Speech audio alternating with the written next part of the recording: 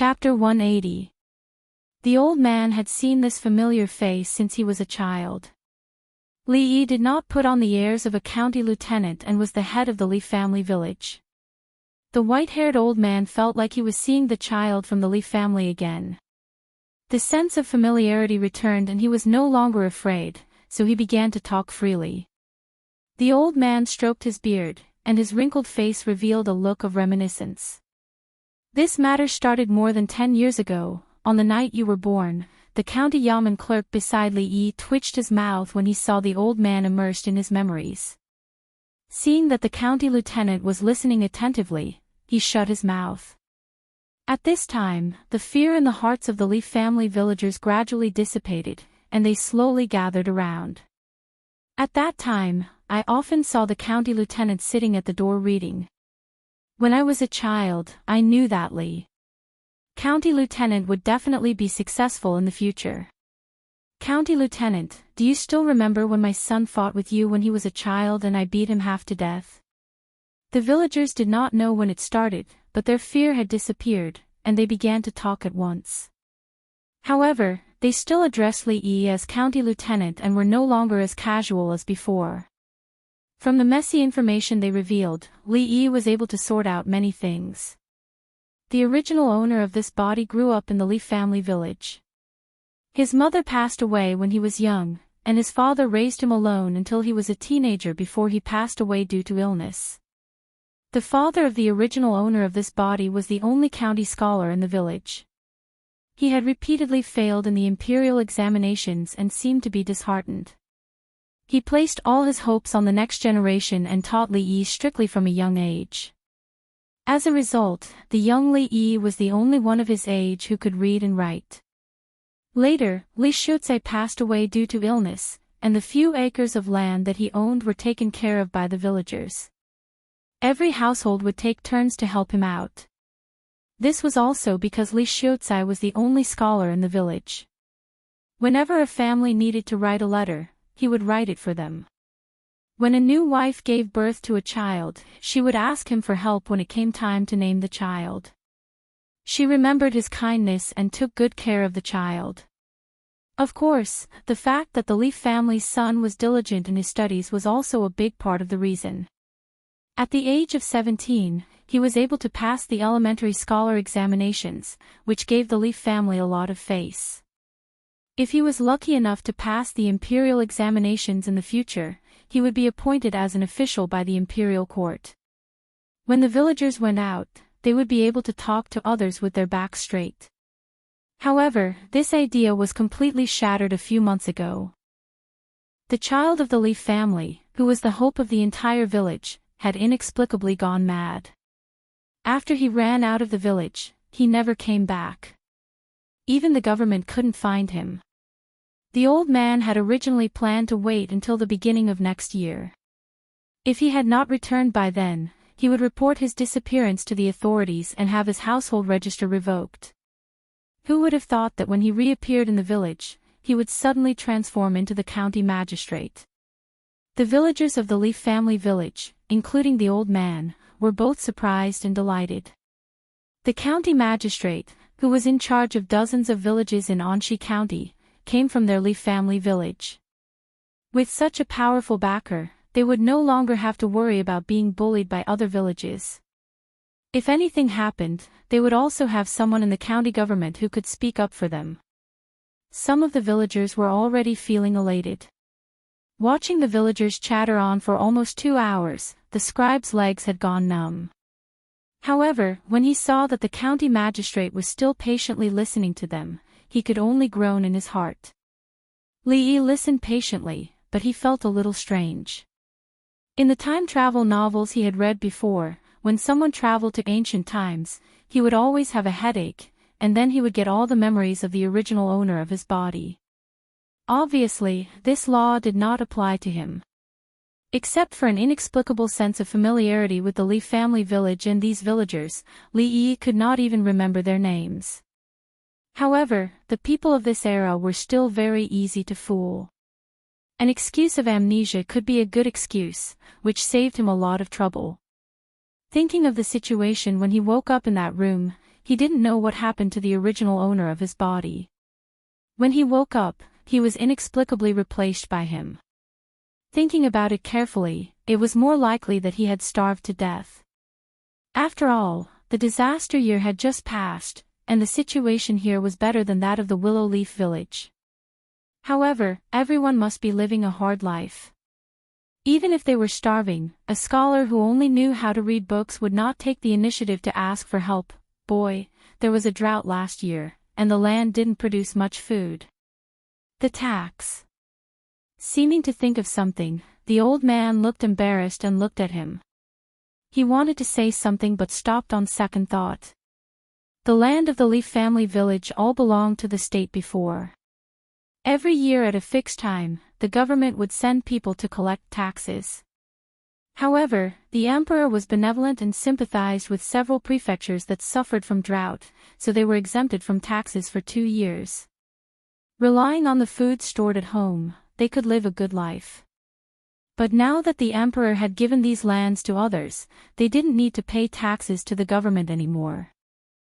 Naturally, the excuse of exemption from taxes was useless. Li Yi knew what the old man wanted to say.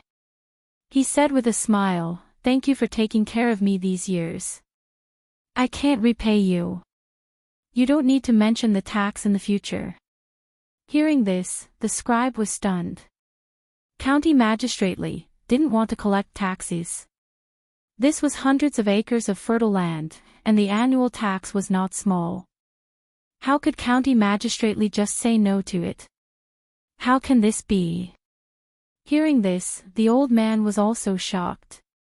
He just wanted Li Yi to be considerate of the disaster and reduce the tax or postpone the collection.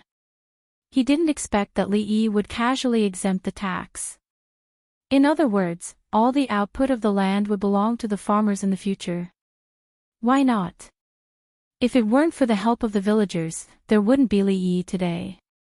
Uncle Li, you don't need to say more. It's settled. Although 100 acres of land was not a small amount, the output of food was far less than that of the later generations.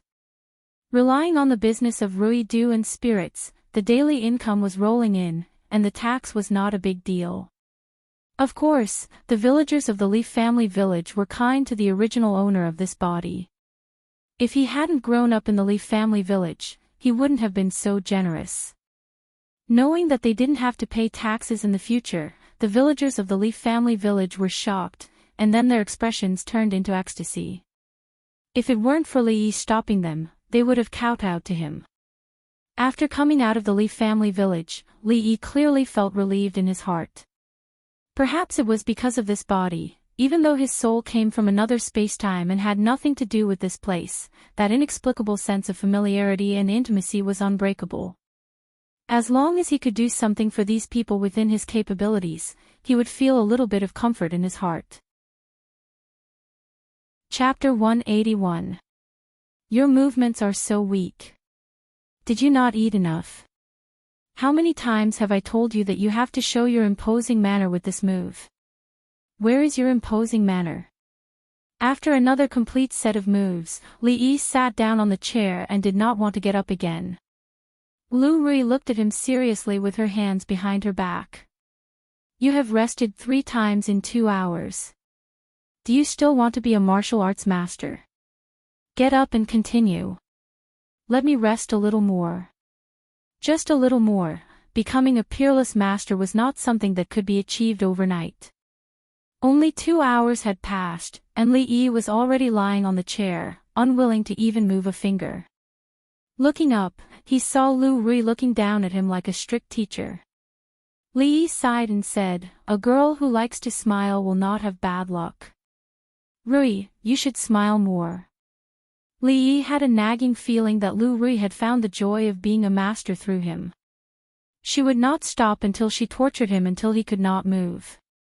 Although the effects were surprisingly good, to the point that one day was equivalent to several days before, with his combat strength steadily increasing, the process was just too torturous.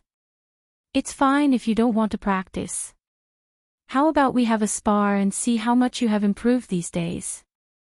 Lu Rui looked down at him and said lightly. I remember that I only told half of the story of the painted skin yesterday. How about we finish it now? Sparring with her was just giving her a chance to beat him up. Li Yi was not that stupid, so he said it out of desperation. Lu Rui felt it was a pity that she could not spar with Li Yi. However, she was actually more interested in the ghost stories he told.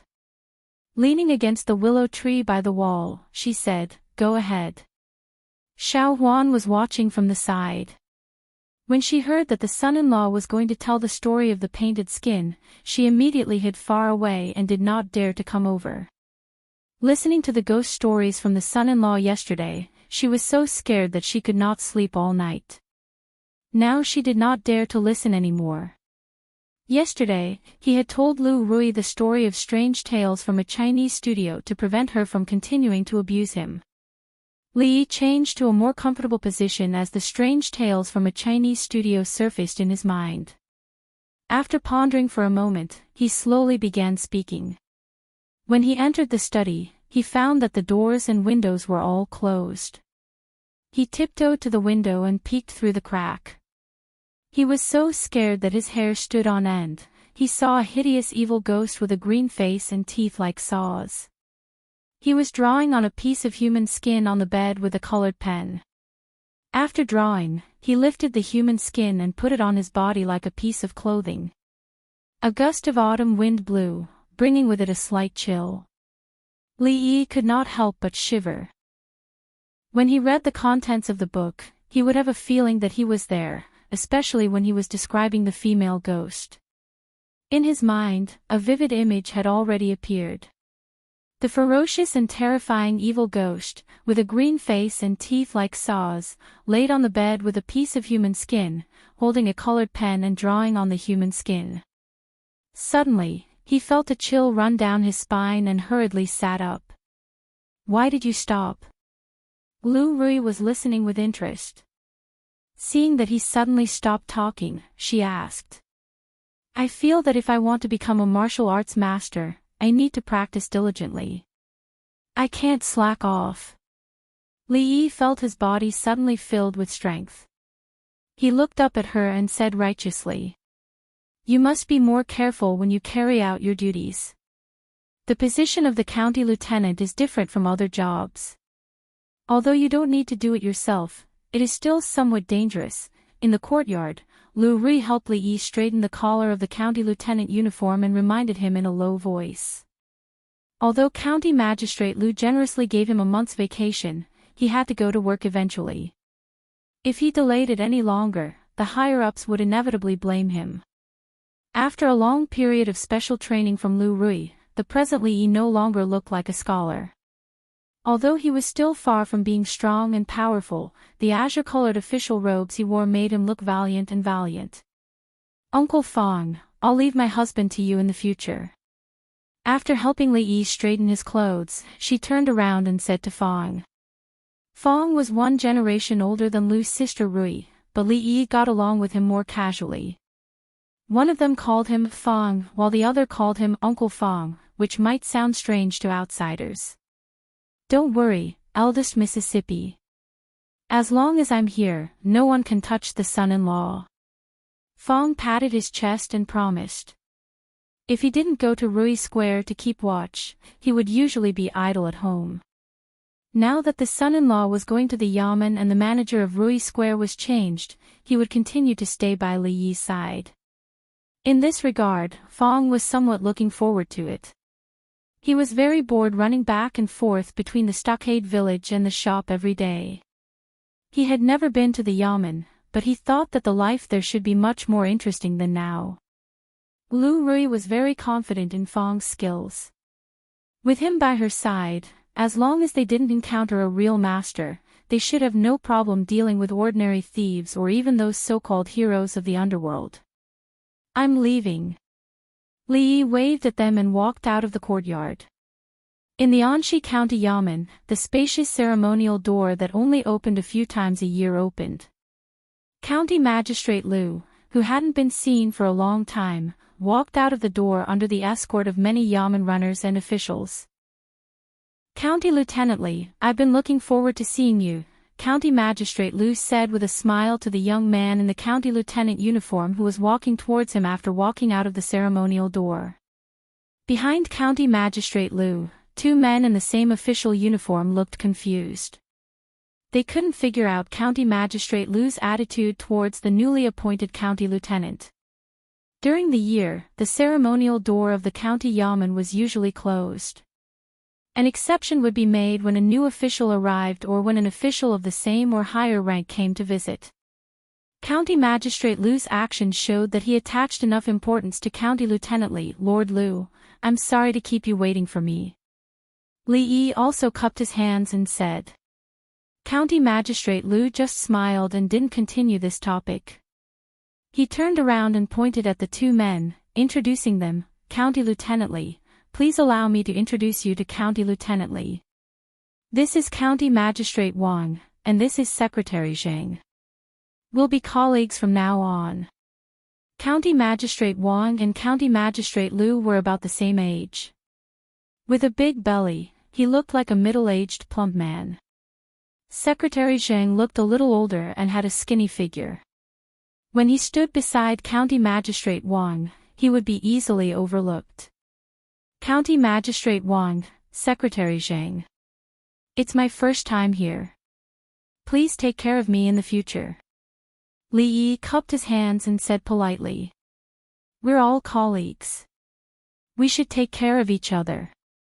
Since County Magistrate Lu was so polite to County Lieutenant Li, the two second-in-command and third-in-command of the county yamen naturally didn't dare to put on airs. Before today, they had also heard a couple of things about County Lieutenant Li. It was said that County Lieutenant Li was originally a scholar. Because of one of his essays, he was appointed by His Majesty and replaced the position of County Lieutenant Zhou and became the new County Lieutenant of Anxi. A few days ago, he came to the county yamen once and resolutely solved two difficult cases, which made a group of yamen runners talk about it for several days. At that time, the two just felt that County Lieutenant Li had some ability. They originally thought that he was just a scholar who was occasionally favored by the emperor. But seeing County Magistrate Lu's attitude today, it seemed that there was something about County Lieutenant Li that they didn't know. Chapter 182. Today was the first day that County Magistrate Li took office, so County Magistrate Lu naturally introduced the important officials in the county government to him. Li Yi greeted County Magistrate Wang and Secretary Zhang politely, so that they could be considered acquaintances. As for the other low-ranking officials, they had to take the initiative to greet him. After a solemn introduction, County Magistrate Lu took Li Yi to the office and the inner house. The inner house was located in the back hall of the county government, which was divided into several separate courtyards for the officials' family members to live in. However, in the entire county government, only 4 people, including Li Yi, had this privilege. Before Li Yi came, County Magistrate Lu had already ordered people to clean it spotless. According to the regulations, officials could not live in the county government with their family members until they had been in office for 3 years. However, even without this regulation, Rui would not come here. Li Yi did not like the atmosphere in the county government, so he would rather go back to Rui Square than live here. 3 groups of yamen runners had already lined up neatly. The county magistrate was in charge of the public security of the county, and also the direct superior of these yamen runners. Among them, when the county magistrate tried a case, the officers who stood on both sides of the court to maintain discipline knew Li Yi. Thinking of the scene when County Magistrate Li tried a case in the court that day, they looked at him with admiration in their eyes. And among those constables, some of them had seen him before. No one had expected that this weak scholar, whom they had seen several times, would become their immediate superior in the blink of an eye. Although they did not witness it with their own eyes, they had heard from some people what happened when County Magistrate Li tried a case that day. At this time, there were more doubts and curiosity in their eyes. However, in front of the County Magistrate Lu, they still had to show respect on their faces. As the head of a county, County Magistrate Lu was quite busy in daily affairs, so it was impossible for him to accompany Li Yi all the time. Therefore, He roughly showed him the county government, and as for the more detailed things, he gave them to a clever yamen runner. "Sir, do you want me to show you around the county office?" The bailiff looked at Li Yi with a hint of fanaticism in his eyes as he asked with a face full of smiles. Since he saw the means of county magistrate Li that day, a door of a new world opened for him, and he seemed to be enlightened. When he assisted the county magistrate in handling cases, he made great contributions again and again. Not only did he get several commendations from County Magistrate Liu, but he was also promoted to a small leader of the yamen runners. So far, the little yamen runner who was muddle-headed all day in the yamen had completely disappeared, replaced by a little yamen runner with feelings and ideals. "What's your name?"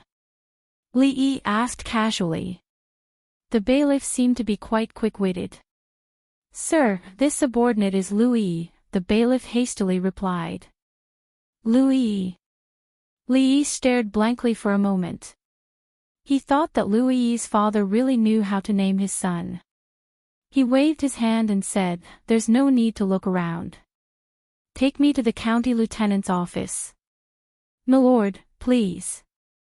Louis responded and led Li Yi through the ceremonial door to the side of the corridor. On both sides of the ceremonial door, there were small rooms, which were the offices of the officials other than the county magistrate.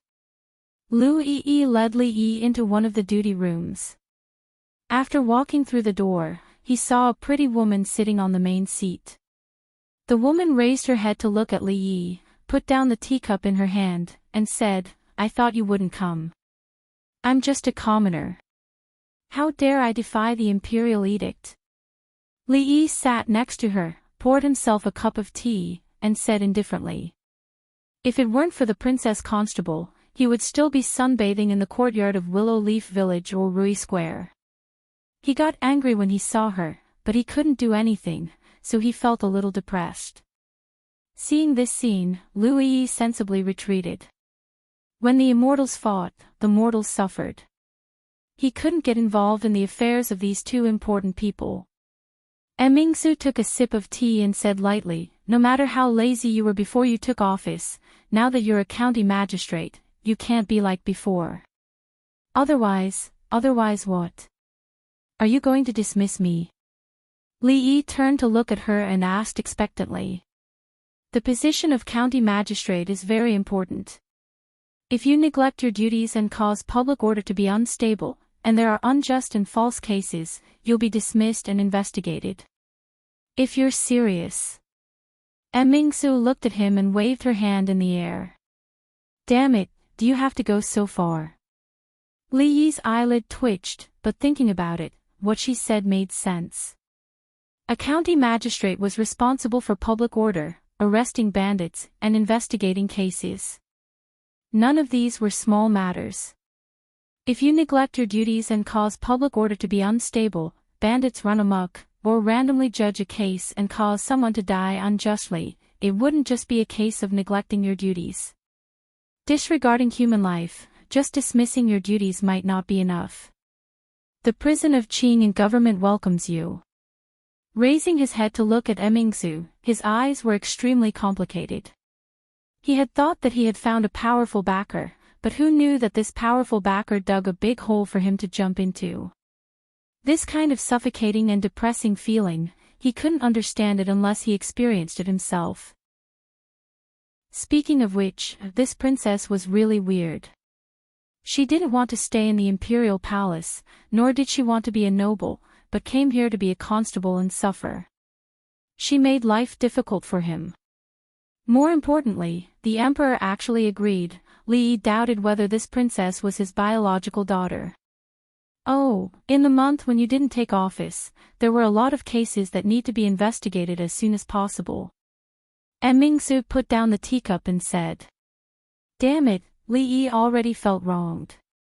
He had only been in the county government for a short while, and he hadn't even sat down for a long time, but there were already a lot of trivial matters to deal with. He couldn't help but complain. Halfway through his words, he remembered that the person sitting opposite him was the princess. Wasn't scolding her mother equal to scolding the empress? Insulting the empress was a crime of great disrespect, and it was punishable by death. Seeing that Mingzhu's face became cold, Li Yi immediately put on a smile. Your Highness, how is your body? Is His Majesty's asthma better? According to what you said, I cleaned the palace several times a day and removed all the flowers and plants in the palace.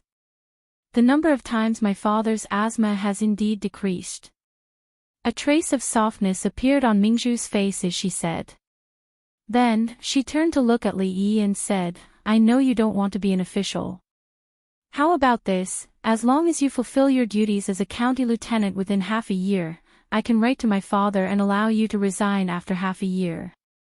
Is that true? Li Yi was stunned for a moment. Then, he looked at her and his tone became more serious. Half a year's time was not short, but it was not long either. But there was still something to look forward to. Her words just now were like a ray of light in the darkness, guiding Li Yi in the right direction. Really? Mingzhu nodded. Half a year's time was the deadline that she and her father had agreed on. Half a year's time was enough to train him a little. Slap hands as a vow. Who knew if she was just saying it casually?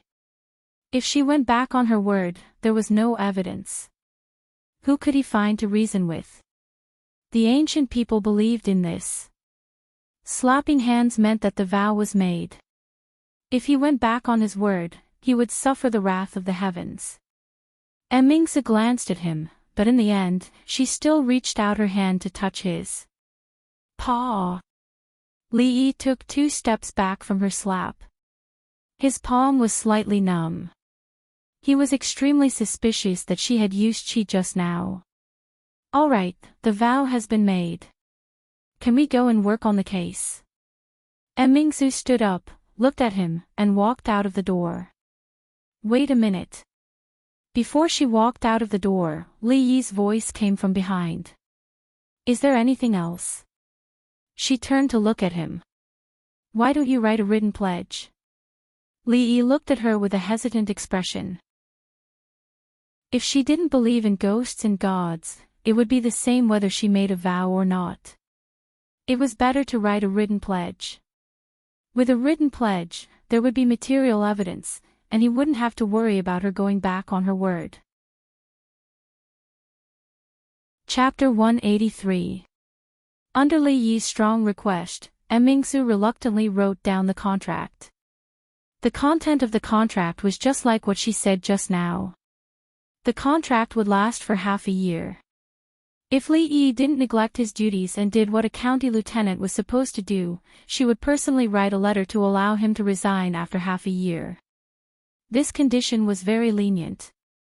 Li Yi felt that he wouldn't do any worse than the previous county lieutenant Zhou.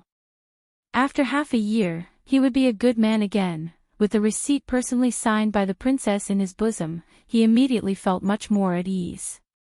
His dejection was swept away, and he was in high spirits. In an instant, the elegant scholar turned into a dignified and handsome county magistrate. Lu Rui's training over the past few days had been very effective. At the very least, when he was serious, he looked like a completely different person. Seeing the sudden change in him, Li Mingzhu's eyes flashed with a strange light, and then she found it a little funny. What made him change so much was not a reward, but actually allowing him to resign from his position. It was the first time that she saw such a strange official. Autumn was actually the season to collect land rent. However, the benevolent emperor exempted Qing and prefecture and the neighboring prefectures from taxes for 2 years. There was no need to collect taxes during Li Yi's term of office. As for arresting thieves and trying cases, it wasn't that complicated. If anyone lost something, they would come to the yamen to file a case. The constables would symbolically investigate and find clues. Then, they would find the thieves and everyone would be happy. However, most cases couldn't be solved. After a long time, they would be left unsolved. The rate of solving cases was actually very low. In this aspect, there was no difference from the future. Unless it was a major case or a lawsuit that involved human life, it had to be treated seriously. However, if such a case really happened, the most anxious person should be County Magistrate Liu.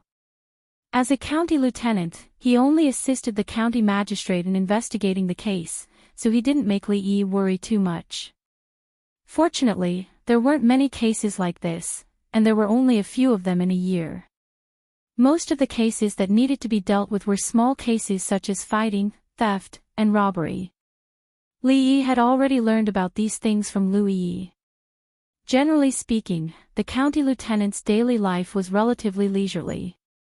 It wasn't as hard as he imagined. Just like the former county lieutenant Zhou, he usually stayed in the county government office. Things like patrolling the streets and maintaining public order were naturally done by his subordinates.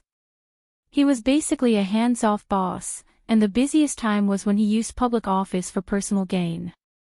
When he spoke just now, he placed his hand on his chest. This is a very focused action, which means that what he said is very likely to be the truth. In the county jail, a man who was accused of theft was brought in. After a few questions, Li Yi explained to Mingsu. "Your Excellency, I really didn't steal anything." He didn't think that this unfamiliar lord would be willing to believe him. When the man heard this, he was startled for a moment before saying with tears and mucus flowing down his face. "Of course, this is not absolute. It's just a possibility. But at least it can clear him of some suspicion and focus more attention elsewhere." As for the suspect just now, his answers seemed to be flawless, but when he was asked to tell the situation backward, he made a lot of mistakes, which means that he didn't do it at all. It's more likely that he was lying. Similarly, this can only be used as a reference, and specific evidence is still needed. Mingsu looked at the scribe next to her, who was writing at a fast speed and recording down every word that Li Yi had said just now. Although she hadn't figured out the basis of Li Yi's theory for the time being, it was undoubtedly correct. Just now, several suspects were baffled by his interlocking questions. In the end, they contradicted themselves and gave themselves away in their words, so they had no choice but to confess. This was obviously a gentler and more effective interrogation method. If it could be summarized into a book and implemented by the Ministry of Justice in all the government offices, it could greatly improve the efficiency of the trial, reduce the use of torture tools, and benefit the people. It would be a great contribution. She had already asked someone to record what Li Yi had said in the court last time. During this period of time, she had tested it on many people. Although it didn't match every time, it was proven in most cases. "Did you think of all these things yourself?" Mingsu looked at him, her beautiful eyes full of doubt. This magical method of distinguishing lies required a lot of experience and meticulous observation. If it was suggested by an experienced official, it would be barely acceptable, but with his age and experience, this matter was really suspicious. "This matter, I have to start from a winter many years ago." Li Yi's face revealed a look of reminiscence. "Later, when he left, to thank me for saving his life, the old man gave me an ancient book, which was written in the book." Li Yi used the name of the nameless old man again. "Where's the book?" Mingsu asked. "I lost it." Li Yi replied without a blush or gasping for breath. Mingsu knew that she couldn't get any truth from him today, but it didn't matter. There was still half a year, enough for her to dig out more useful things from him. When he left the county jail, he saw Liu Yishui still wandering in front of the duty room. Li Yi waved his hand and signaled him to come over. "Your Excellency, what's the matter?" Liu Yishui asked with a face full of smiles. "Go and get a map of the prefecture city." On the first day of County Magistrate Li's office, all the yamen runners were gathered together. Arresterly had just announced that from that day on, they had to learn something every day. Every once in a while, there would be an assessment. Those who failed the assessment 3 times could pack up and go home. Although these yamen runners were also lowly people, because they worked in the yamen, they usually had to bow and scrape to the officials. In front of the ordinary people, they could be regarded as half an official. No one wanted to lose this ancestral rice bowl. In addition, County Magistrate Lee also set some new rules. When they went out to patrol the streets, they would no longer wander aimlessly. County Magistrate Lee divided the prefecture city into small areas, and each of them had their own jurisdiction. They only needed to be responsible for the security of their respective areas. This seemed to be a little easier, but everyone knew in their hearts that although they had a clearer division of labor, their responsibilities were also clearer. They could no longer have the thought of idling around in the yamen by doing errands in the yamen. Some people were happy, while some were worried. Louis Shui, who had been promoted by County Magistrate Liu to be the monitor, was one of the happy ones. After knowing that what they were going to learn was what County Magistrate Lee showed in the court that day, which was a method to distinguish lies and make suspects confess without torture, they even faintly looked forward to the training class that County Magistrate Lee mentioned. Chapter 184. At the behest of County Magistrate Lee, a free training class for the constables and yamen runners was officially held. Of course, County Magistrate Lee was busy with official business and had no time to teach them personally. A literate scribe in the yamen was the teacher for the time being. He held a booklet with County Magistrate Lee's quotations and analyzed the specific cases one by one. The scribe had witnessed how County Magistrate Lee tried cases with his own eyes, so he was very familiar with the process. At first, the yamen runners just wanted to pass the test and keep their jobs. After listening for a while, they forgot about these things and showed an interested expression. Only then did they know that what the scribe taught them was the magical interrogation method of County Magistrate Lee. As an ordinary yamen runner, if he learned this, he would undoubtedly have a special skill and would be valued wherever he went. Just like Louis Shui, no matter how fierce and tough the criminal was, he could only obediently sign in his hands. During this period of time, he had made many outstanding achievements and had become the right-hand man of County Magistrate Liu. Half a month ago, he was just an ordinary yamen runner like them, but now he had become a monitor, which was envied by everyone.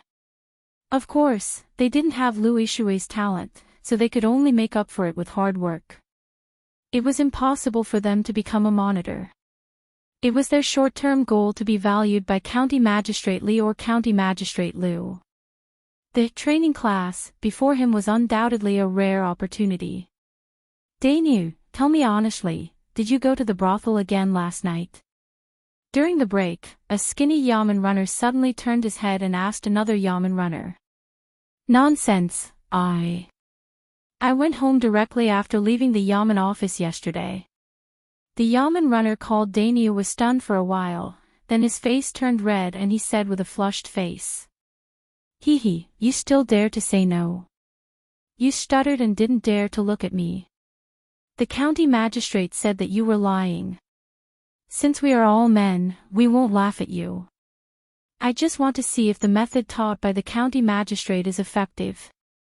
The yamen runner had already understood the situation when he saw the yamen runner's expression, so he laughed and said, I didn't go. The yamen runner called Dainu controlled his emotions and said calmly. He thought to himself, why did County Magistrate Lee teach us these things? What secrets would we have in front of them in the future? Even if you don't tell us, we know. Another bailiff smiled mysteriously and said, the packet of aphrodisiac you secretly hid is gone. You must have gone to a brothel. There's no need to be so complicated. Look at how listless he is today. Where else could he have gone last night? Another bailiff jeered. Daigneau's face turned as red as a monkey's butt. What was there to laugh about visiting a brothel? He spoke as if they had never visited one before. When he saw the scribe pick up the booklet again, he quickly changed the topic and said, it's about to begin. Listen carefully to Scribe Chen. If you miss out on anything and fail the test, be careful that you won't be able to keep your jobs. These words were quite a deterrent to the bailiffs. They stopped teasing Daigneux and immediately straightened their attitude and listened attentively. Li Yi was very satisfied with the Yamen runner's humble and eager attitude. In the future, the employees of big or small companies would go through pre-job training before they officially started work. Although these bailiffs were old foxes in the Yamen, they were good at doing odd jobs and running errands. As an honorable people's Yamen runner, their professional knowledge was far from enough. He didn't want to know how County Magistrate Zhou managed his subordinates in the past. At least in his place, he still attached great importance to the training of his employees. The key was, the more capable and the higher their execution, the fewer things that needed to be handled by Li Yi personally. In order to be a stable boss in the office, Li Yi was not stingy at all. He copied all the FBI's methods of investigating cases and detecting lies. These books were already common in the future. He picked out some useful ones. As for how effective they were, it would depend on their talents. After they had more or less mastered these things, it was time to bring out books like Criminal Psychology, Abnormal Psychology, Young Justice Bao, Shigong's Strange Case, and so on for them to broaden their horizons. The Yamen runners in ancient times were actually not as high and mighty as people imagined. They were the same as prostitutes and actors. These Yamen runners were usually hereditary. Their ancestors were all in this line of work. As long as they didn't lose an arm or a leg, they didn't need to be examined before they took up the post. When the father retired, the son could take over. With this kind of selection method, these Yamen runners naturally didn't have any ability to speak of. The way they spent their days in the Yamen was not what Li Yi wanted. He didn't need to train them into independent detectives. At the very least, they should have some basic qualities and be able to handle some small disputes. Li Yi was already very pleased that they didn't have to bother him with trivial matters. Through these 2 days of observation of the Yamen runners, Li Yi discovered that the monitor named Lu Yi had some talent. When it came to interrogation by torture, he could often understand it with just a hint. He could be trained to be his right-hand man or something. It should save him a lot of trouble in the future. After pondering for 2 days, he set these rules for these Yamen runners. At the end of the day, he just wanted to be a lazy county officer. He divided the responsibilities bit by bit according to the small areas. In the future, there were area policemen, and now there were area detectives. If there was any small dispute in the area, they would first try to solve it themselves. If they couldn't solve it, there would be a small captain in every 5 areas. If the small captain couldn't solve it, they could report it to the chief captain, Lu Yi, to deal with it. If even Lu Yi couldn't do anything, then Li Yi or Emingzu could only do it personally. Although Emingzu knew that Li Yi did this to be lazy, it seemed to be reasonable after thinking about it carefully. She believed that Li Yi didn't do it on a whim. It would be better to observe for a period of time before making a decision. Now, Li Yi could barely understand County Magistrate Lu's mood. With such a princess as his subordinate, he couldn't beat or scold her, and he had to consider the opinion of his subordinate when he did things. Such an official was really aggrieving. After reading a few books in the duty room, he estimated that it was almost time to get off work. He planned to call Fong back. The moment he walked out of the door, he saw 2 Yamen runners escorting a man in. Li Yi originally planned to leave directly. When he saw the appearance of the man, he was slightly stunned and walked over there. County officer. Seeing him coming, the 2 Yamen runners hurriedly saluted. The man raised his head and saw the young man in official uniform walking over. He was also stunned for a moment, and then a trace of joy appeared on his face. Chapter 185. What's going on? Li Yi walked in front of the 2 bailiffs and pointed at the man. One of the runners was stunned for a moment, and then immediately said, "Your Excellency, this man hurt people maliciously. We caught him on the street and are about to take him to the county jail." Benefactor. At this time, the man also reacted. He looked at Li Yi and said with surprise.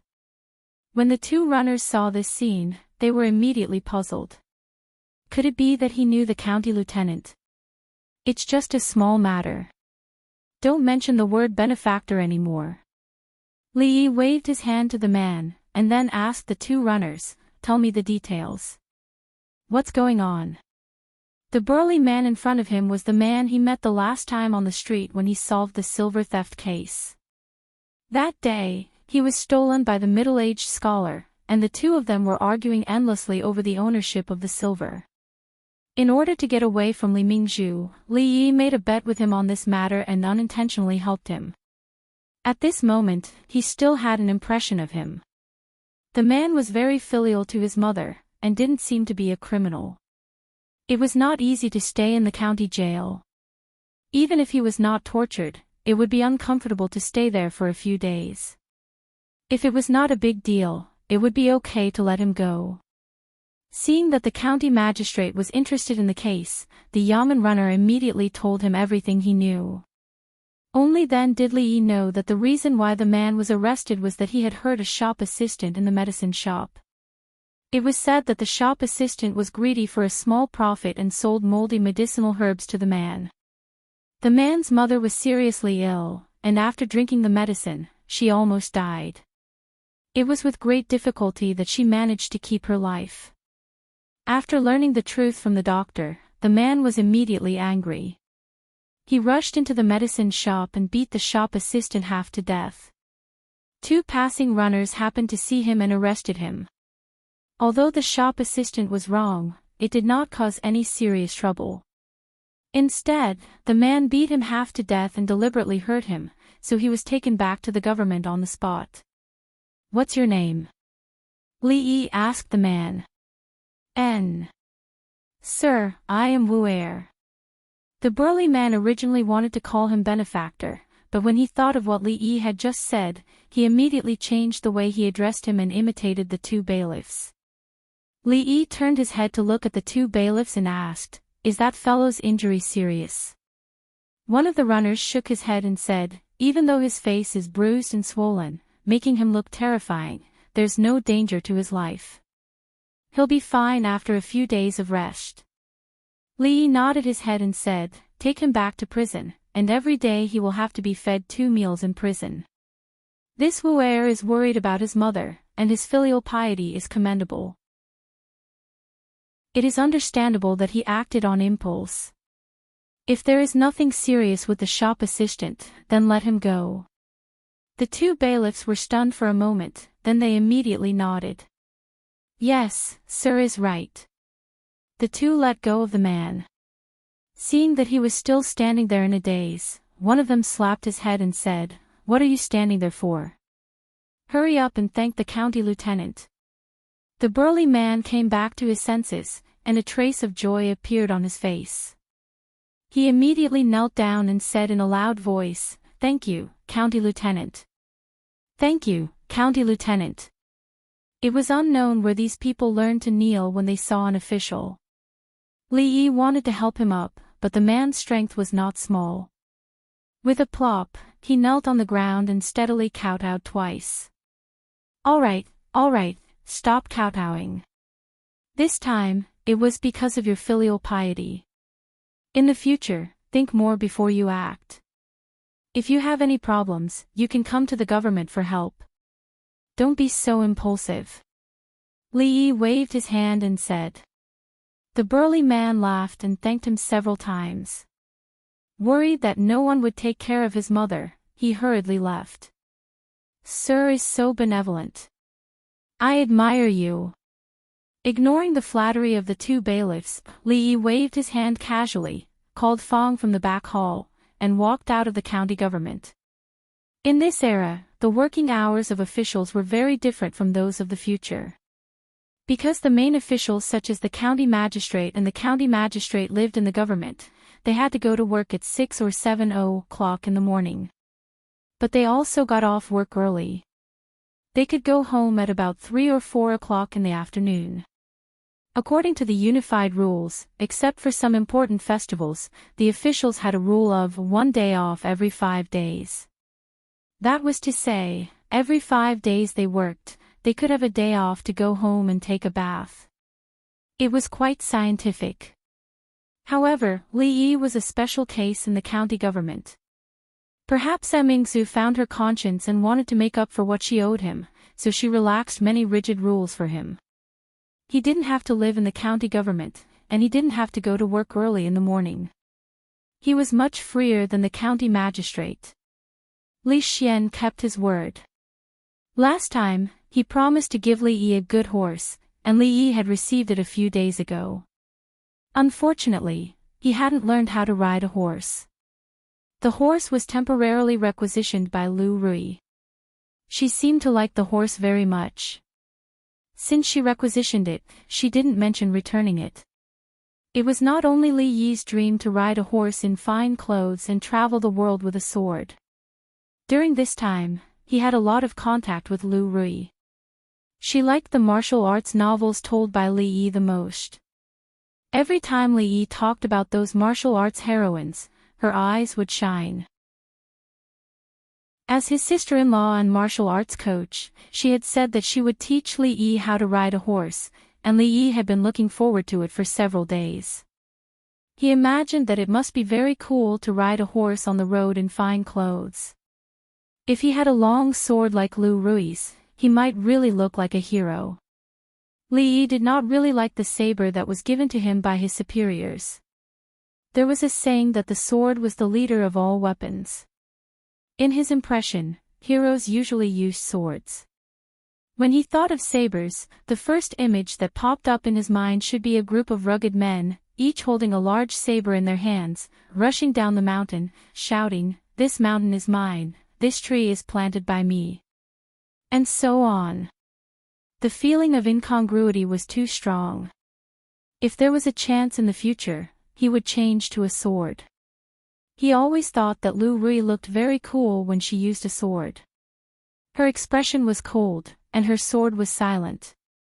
If he was in Jianghu in the future, he could give himself a nickname of Deadly Fairy, which would probably shock a lot of people.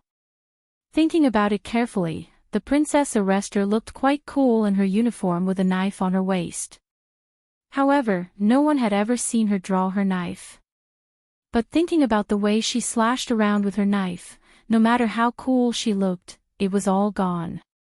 After bargaining with Mingzu, Li Yi's life did not change much after he became the county lieutenant.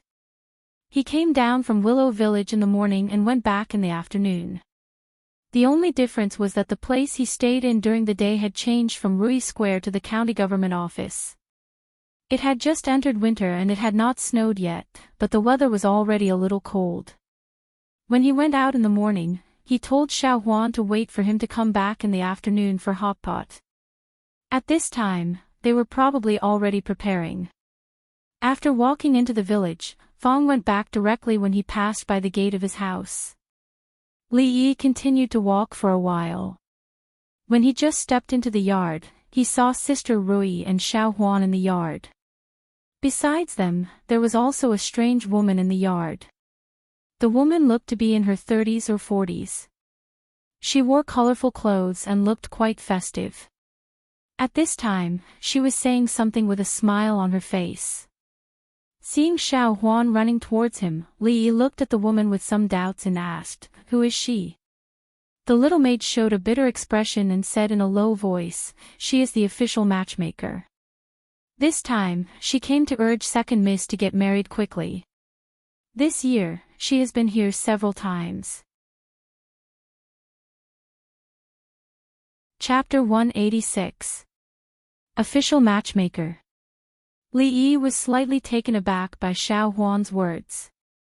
Previously, he had mistaken 10,000 gold as 10,000 taels of gold, which was extremely embarrassing. In order not to make such a low-level mistake again, he took some time to study the common sense of this world. Of course, this included etiquette, customs. Official matchmakers were also matchmakers, but they had an additional official identity compared to ordinary matchmakers. At this time, although there was no birth control, the population was still very small. Medical standards were still limited, and the average lifespan of people was not long. It was considered lucky to live to 50 years old. Every additional day of life was a blessing from God. If the population base could not be increased, it would lead to many problems. Without a population, where could the country find people to farm? How could the country collect taxes? If there was a war, where could they find people to join the army? How could they resist the foreign enemies? How could they maintain the prosperity of the nation? Therefore, every king regarded increasing the population as the top priority of the country's development.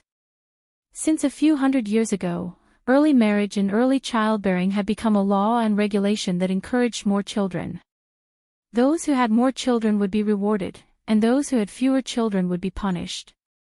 There was even a law that a girl's entire family would be imprisoned if she did not get married before the age of 15. Although the marriage laws of the Jin kingdom were not so harsh, under the encouragement of the government, everyone was working hard to get married and have children. You're a 17 or 18-year-old girl who's still waiting to get married. Isn't this dragging the country down? Therefore, in addition to ordinary matchmakers, the profession of official matchmaker was also born. Any profession, as long as it was related to the word official, was not that simple. The official matchmaker's responsibility was to respond to the call of the country to solve the lifelong problems of unmarried men and women of the right age. If the other party did not agree, they could even force them to be matched. Based on the concept of, if you don't want to get married, I'll help you, these official matchmakers traveled from village to village. When necessary, they could also force two single dogs of the right age to be together. Every time they did something good, not only would they receive a gift from the man's family, the government would also give them a certain reward. This greatly increased their enthusiasm. Lu Rui was 16 years old. In the future, she was still a young girl in her prime. However, in the current era, she was undoubtedly an old lady. This kind of old lady was naturally the focus of the official media. Miss, it's not that I want to scold you, but you're not young anymore. How many women your age have children that can call mother? Look at you, how many times have I come to your house? How many marriages have I talked about? Why don't you get it? In the courtyard, the official matchmaker with a mole on the corner of her mouth was still talking incessantly. Lu Rui had a helpless look on her face. Lu Rui's gaze was fixed in front of her. Her eyes were wandering, and it was obvious that she was distracted. The official matchmaker's mouth did not stop. Suddenly, he asked curiously, I remember that when I came last time, your sister wasn't married either. It's only been a few months. How did she get married? I wonder which matchmaker arranged it. Why didn't she register it with the authorities? Her tone was a little regretful.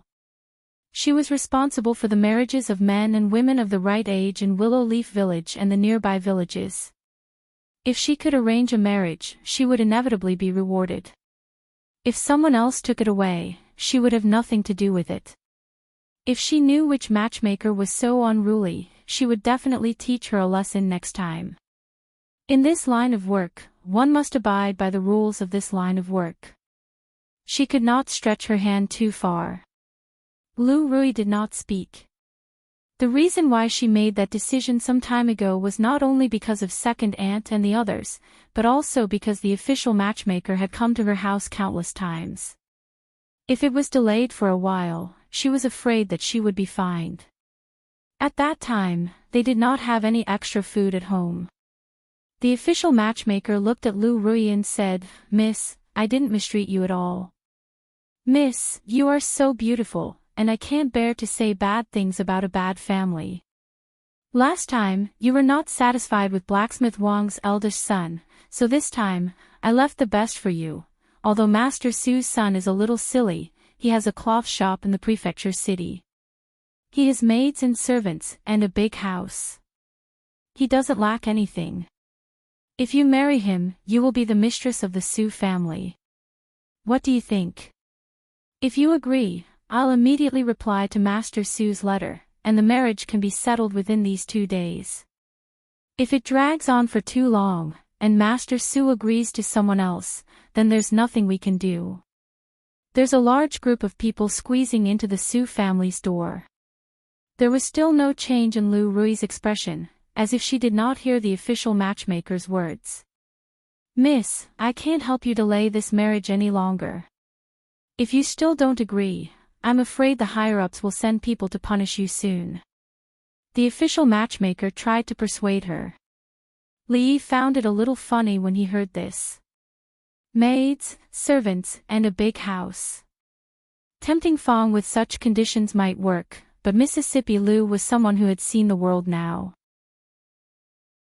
The money she had saved up was probably enough to empty out the cloth shop.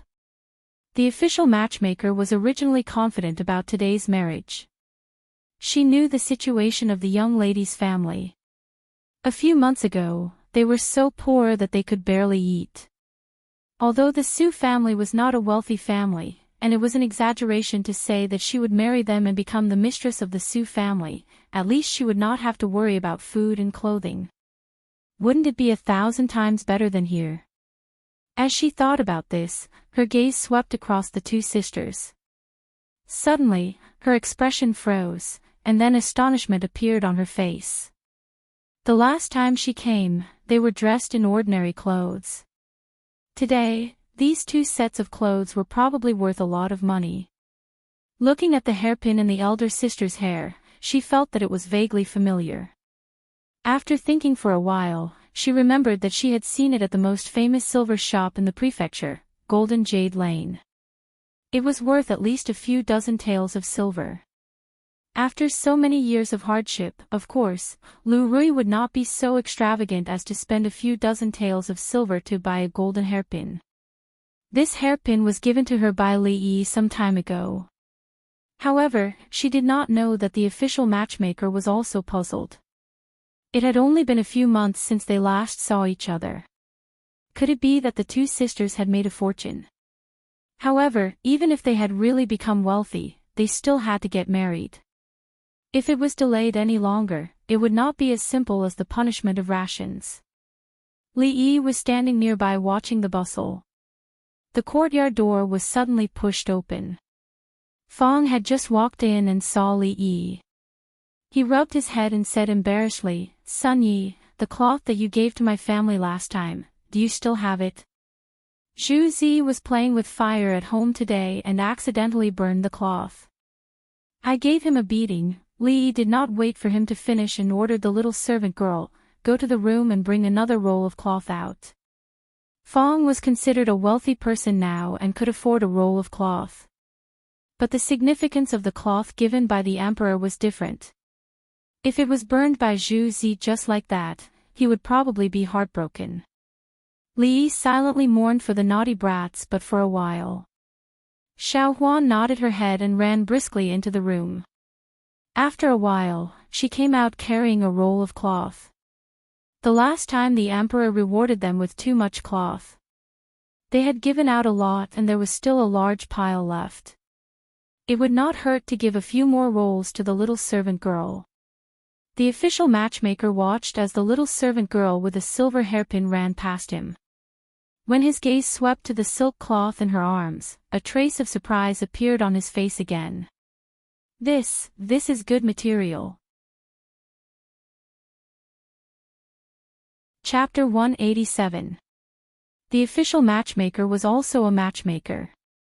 Although a matchmaker only relied on her mouth to turn white into black, she spent her days running around and building bridges. Naturally, she was more knowledgeable. She did not train her eyes for nothing. Even without personally touching the cloth in the servant girl's hands, she could tell that the material was not ordinary. In Qing and Prefectural City, this kind of cloth could only be found in the top-notch cloth shops. She felt very strange in her heart. What exactly had happened to these two sisters in the past few months? The last time she came, their family situation was still very difficult. Not long after, even the little servant girl was dressed in silk and satin. The price of the silver hairpin in her hair was probably more than her annual salary. In this way, even the servant girl in their family was treated like a young mistress. It was normal for them to look down on Master Su's family. However, seeing that it was almost the end of the year, she still needed to matchmake a few more couples to reach the required number. She raised her head to look at Lu Rui and said, "Miss, you can't ask for too much.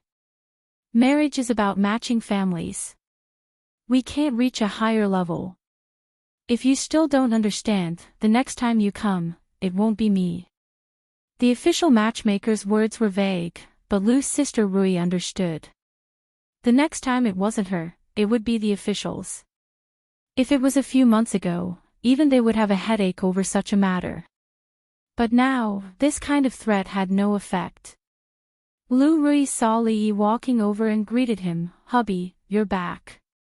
The official matchmaker also turned his head and saw the handsome young man walking over. Hearing Lu Rui's greeting, he immediately understood that this must be the woman's husband. Looking at the situation, he must be marrying into the family. This young man was handsome. It would be a pity if he married into the family. How much betrothal gift is the Su family willing to offer? Li Yi turned his head to look at the official matchmaker and asked with a smile. Hearing this, Lu Rui's expression changed. A dangerous light flashed in her eyes as she looked at Li Yi. "Husband." Lu Rui tugged at his sleeve and shook her head. She and Lu Rui had depended on each other since they were young and had a deep sisterly bond. To her, she naturally did not want Rui to marry someone she did not like. The official matchmaker was stunned. Judging from the scholar's attitude, there seemed to be room for negotiation. A hint of joy appeared on his face as he said, "You can rest assured. Master Su's family is rich. I believe the betrothal gifts will definitely satisfy you. If the Su family is willing to pay 10,000 gold taels as a betrothal gift, this matter is not impossible to discuss." Li Yi was still brooding over the previous matter. What? The official media couldn't believe his ears and repeated, 10,000 taels of gold. Seeing Li Yi nod his head, the official media was stunned on the spot, looking at him with a strange expression. 10,000 taels of gold. Did she know how much money that was? Even an emperor marrying a princess would not need so much as a betrothal gift, right? She had originally thought that such a small family would not be able to see much. Even if the betrothal gift was a bit too much, she could go back and discuss it with Master Su. It was not impossible. But 10,000 taels of gold, even if the Su family sold themselves 10 times over, they would not be able to gather that much. Hearing Li Yi's words, Lu Rui's pretty face was also a bit stunned. She knew that he was probably just messing around, so she smiled and did not say anything else. Lu Rui glanced at him and the coldness on her face disappeared. "Ah, young master, please don't joke around. 10,000 taels of gold, who in the entire Qing and prefecture would be able to take out such an expensive betrothal gift?" The official agent's mouth twitched as he spoke with a fake smile. 10,000 taels of gold was a huge sum of money to anyone. Perhaps there were many people in the Qing and prefecture who could take out this much money, but only a fool would use 10,000 taels of gold as a betrothal gift. "Then I can only apologize," Li Yi said regretfully. "I hope this official matchmaker can make things convenient for me. You don't have to worry about my wife's sister's marriage in the future." Although his sister-in-law's temper was not very good, she was beautiful and skilled in martial arts. If she could not be sold for a good price, wouldn't it be a great loss? "I'm afraid that won't do. Scholar, you are taking things for granted." The official matchmaker sneered, thinking that this young scholar looked arrogant. Women of the right age had to marry. This was a rule since ancient times. She was only an official matchmaker and did not have such great power. She said in a strange tone, "Men and women should get married when they are of age. This lady is not young anymore. It is the right thing to do to get married as soon as possible. Otherwise, it will not be good when the higher-ups punish you. How dare you speak to the county lieutenant like this?" Old Fong took the piece of cloth from Xiao Huan and was about to leave when he heard the strange voice of the official media. His brows involuntarily sank as he strode over and said. He had been with Li Yi for the past 2 days and stayed in the yamen. Most of the people he came into contact with were the yamen runners, and he had learned some things from them. Although this was not the yamen, this woman dared to laugh at the son-in-law. If the yamen runners were here, they would not let it go so easily. The official matchmaker was still sneering in her heart when she was suddenly startled by a big man who walked over and scolded her. When she came to her senses and was about to scold him, she suddenly remembered that he had just said, "County Lieutenant." She was shocked again. She had long heard that the previous county lieutenant Zhou had been removed from office and a new county lieutenant had come to the yamen, but she had never seen him before. Could it be this young man in front of her? Although she still had some doubts in her heart, she thought that no one would dare to fake this kind of thing. She looked at Li Yi with a slightly respectful expression and asked, You are the county lieutenant." Li Yi took out the county lieutenant's waist token and waved it in front of her. "Ah, it's all my fault for offending you just now. Please forgive me, Your Excellency." Seeing the waist token, the official matchmaker had no doubts in her heart and immediately said with a panicked expression. Before Li Yi spoke, she said again, "Don't worry, Your Excellency. This girl's marriage will be decided by herself. There will be no official matchmaker in the future, and the higher-ups will not send anyone to urge her." Thinking of what she had just said to the county lieutenant, the official matchmaker wanted to slap herself a few times.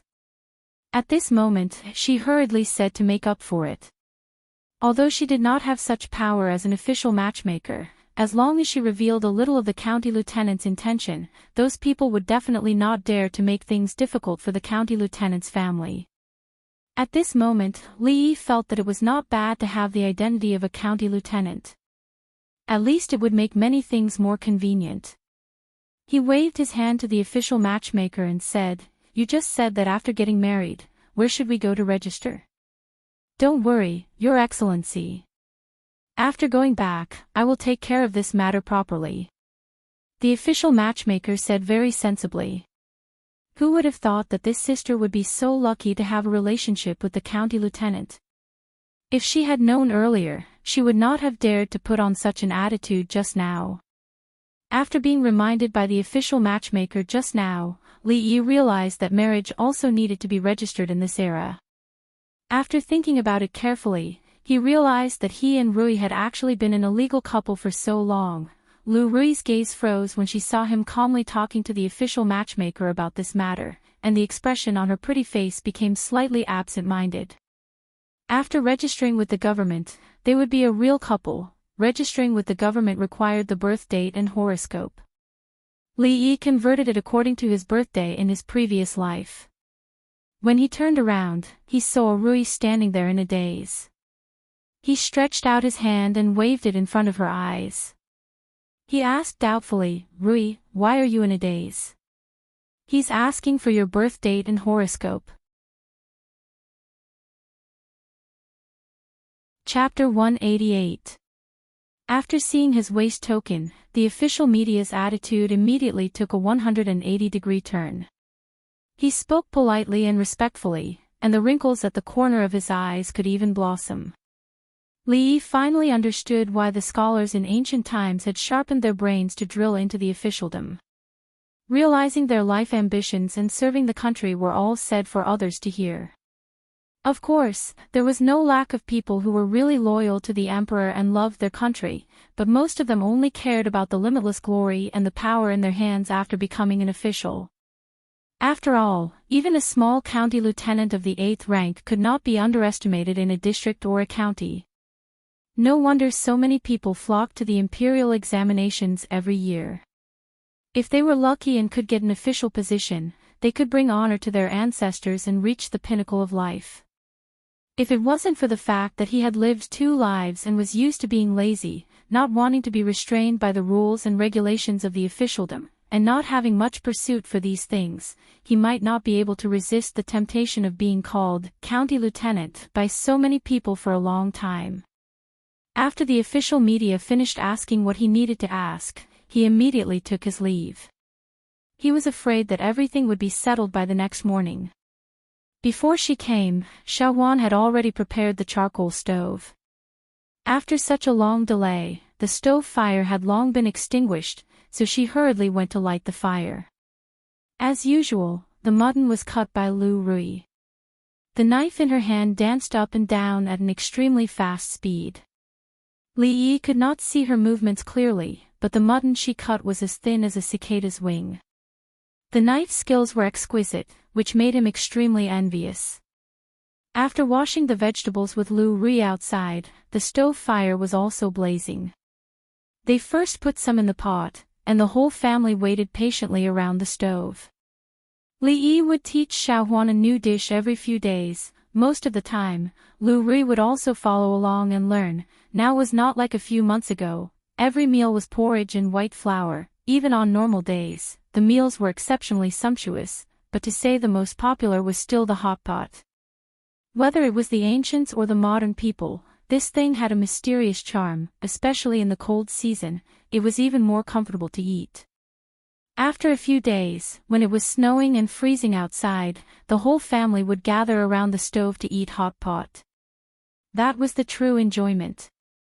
Old Fong became addicted to it after freeloading for a meal. He made a mandarin duck pot from a blacksmith in the prefectural city, took it home, and poured all the meat, vegetables, seasonings, oil, salt, soy sauce, vinegar, and so on into it. Halfway through, Zhu couldn't help but vomit after taking the first bite. "Little brat, how long has it been, and your mouth has become so picky?" Fong frowned and kicked the brat's butt. He picked up the chopsticks and scooped a mouthful of bloody mutton from the pot, chewed it a few times, and vomited it without swallowing it. Later, he realized that there might be some tricks in this thing that he hadn't figured out, and he couldn't bring himself to do it, so he sent his wife to ask Xiaohuan. Before he left, he brought back some of Li Yi's homemade hot pot base. Since then, Fong's internal heat hadn't gotten better, and he always had the smell of mutton on him. Every day, he followed Li Yi back and forth between the prefectural city and the stockade village, and Li Yi usually kept a sufficient distance from him. Today, when they were eating hot pot, Lu Rui didn't fight with him, which was rare. Li Yi thought that she had finally listened to the etiquette of hot pot that he had painstakingly taught her, and he was very pleased. In the days when he first came to this world, the biggest problem he faced was how to fill his stomach. It wasn't enough to fill his stomach, and he also needed to solve the problem of feeding his family. At that time, what Li Yi hoped for was just to eat a few more grains of rice in the porridge he ate every day, and to have more oil and vegetables in his plain noodles, and he would be satisfied. When he first came to this world, he had an inexplicable repulsion and fear towards this world. He wanted to live a comfortable life without starving, and it wasn't in vain that God had given him a second chance in life. Although there was a small problem with the initial setting, such as the location and the era, and the poor family situation, fortunately, the gender didn't change. These days, although there were many twists and turns, everything was still smooth. Later, the problem of feeding his family was solved, and he had to solve more people's problems. Fong, as well as those who didn't mistreat Lu's sister Rui all these years, had bigger and bigger businesses, and got to know more and more people, including little princes, princesses, and even the emperor. Inexplicably, he climbed to the position of county lieutenant, and countless people had to salute him respectfully and call him county lieutenant. This was too different from Li Yi's original ideal. It should be known that he just wanted to make some money to live in retirement here. However, ideals would change with time. If he stayed in Willow Leaf Village like this for the rest of his life, he would probably die of boredom soon. Even if he wanted to live in retirement, he had to change a place. After a period of time, when he had enough money, he would buy a house in the prefectural city and bring Rui and the others there. It was not only troublesome but also tiring to run back and forth between the prefectural city and the village every day. After dinner, there was still a long time before it got dark. Li Yi walked around the yard for a while to digest the food, and he thought about how he should be lazy tomorrow.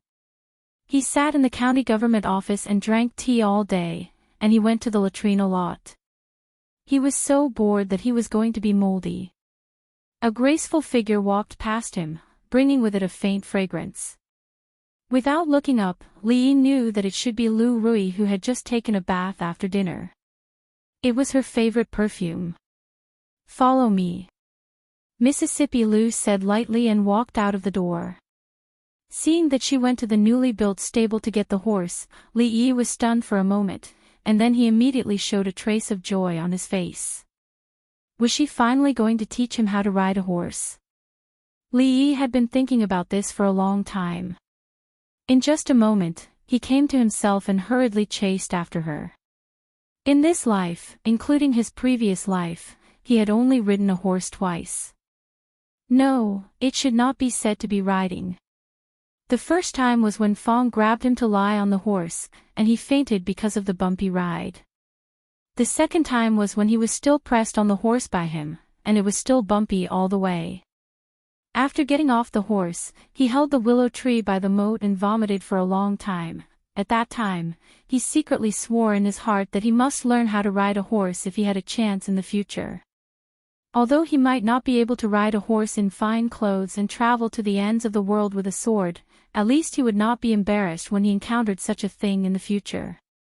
The horse that Li Xian gave him was indeed a good horse.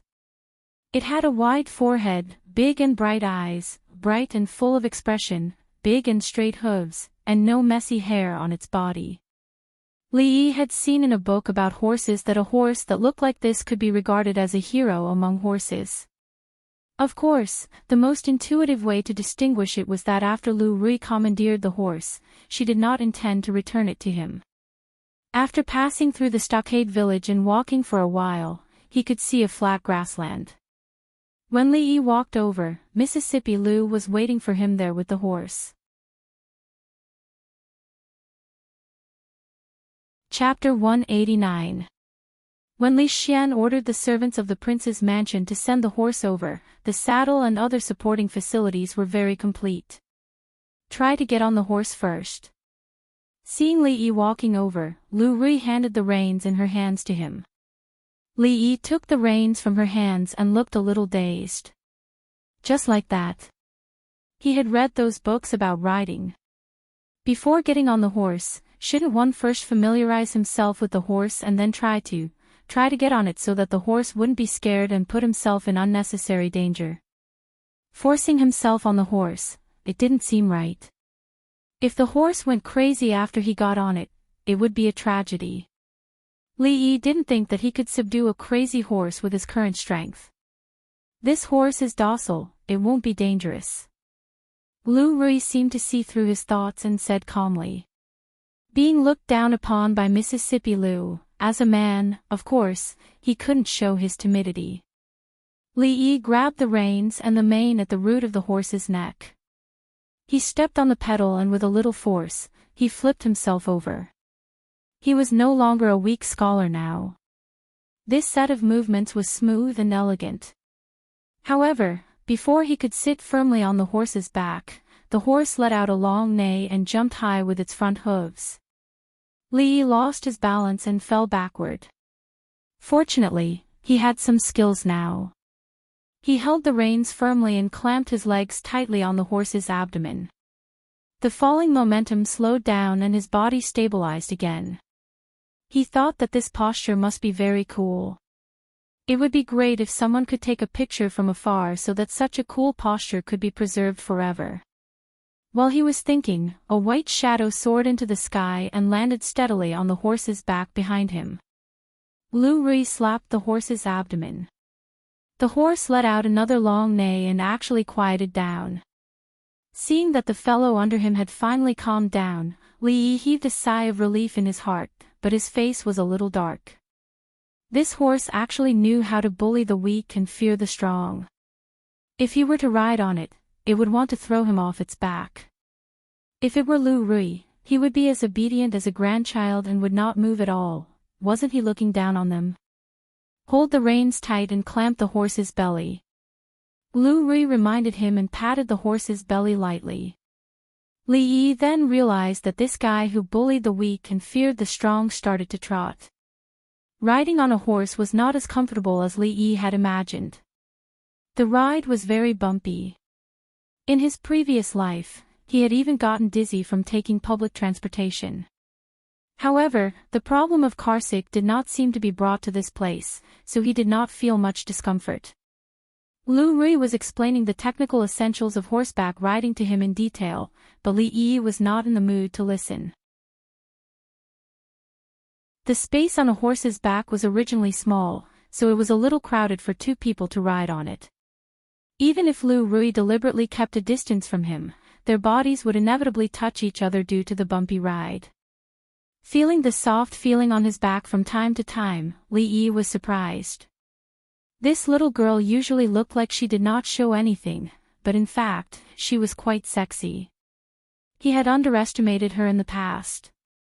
Then, he, who was not uncomfortable at first, gradually began to feel uncomfortable. "Do you remember what I said just now?" Lu Rui asked after telling him all the important details. "Ah, what?" Li Yi came back to his senses and then remembered that he did not remember a word of what Lu Rui told him just now. Lu Rui frowned slightly and realized that his mind was not on this at all. Just when she was about to speak, the horse suddenly stopped. She subconsciously tightened her grip on the horse's belly, but her body still leaned forward a lot. Her whole body was lying on the back of Li Yi. Feeling the softness on his back, Li Yi was a little stunned. He was sitting in front and saw an irrigation ditch in front of him. He thought that the horse would stop soon, so he was prepared and did not lose his balance. But then, Lu Rui's body pressed tightly against him. There was only one thought in his mind at this moment. Before today, he really underestimated her. This sudden situation was also unexpected for Lu Rui. When she realized that her chest was pressed tightly against Li Yi's back, she thought that along the way just now, it seemed that a rare trace of embarrassment appeared on her cold face. The next moment, she jumped off the horse's back. When the feeling on his back disappeared, Li Yi felt a sense of loss. He pulled the reins, and the horse suddenly turned around. When Li Yi looked up, he could only see a white shadow floating into the distance. "Where are you going?" he shouted. The shadow paused for a moment, then disappeared even faster. "Wait a minute, come back, at least tell me how to get off the horse." After a while, when the white shadow completely disappeared from his sight, Li Yi stared blankly in that direction and murmured, "It's still separated by clothes, it can't be." He sighed and took one of his feet out of the stirrup. Just when he was about to jump off the horse suddenly jogged forward. Li Yi almost fell off the horse. He quickly retracted his feet and clamped his legs tightly on the horse's belly. He could not help but curse in his heart, "This bastard, he's here again." From afar, he saw a group of naughty children rolling on the other side of the grass. Li Yi shouted loudly, "Lu Xiaohu, go and get your sister Rui to come over." It was Lu Xiaohu's first time seeing a teacher riding a horse. After a moment of shock, he nodded his head and ran in the direction of the village. When Lu Xiaohu called for help, Li Yi was still lying on the back of the horse that was running around. Lu Rui was stunned at first, then she jumped over the horse's back and easily grabbed Li Yi's shoulder, bringing him down from the horse. At the same time, she held the horse's reins with her other hand. The horse still wanted to run around, but it could not break free from the reins in her hand. After Lu Rui glanced at it, the horse that was running around immediately calmed down. Since ancient times, it had always been the hero saving the beauty. Today, the beauty saving the hero. Li Yi looked at the horse that had calmed down in Lu Rui's hands. He had some doubts in his heart. Did this guy have intermittent mental illness? Did he go crazy as long as he was alone on the horse? He no longer wanted to ride a horse.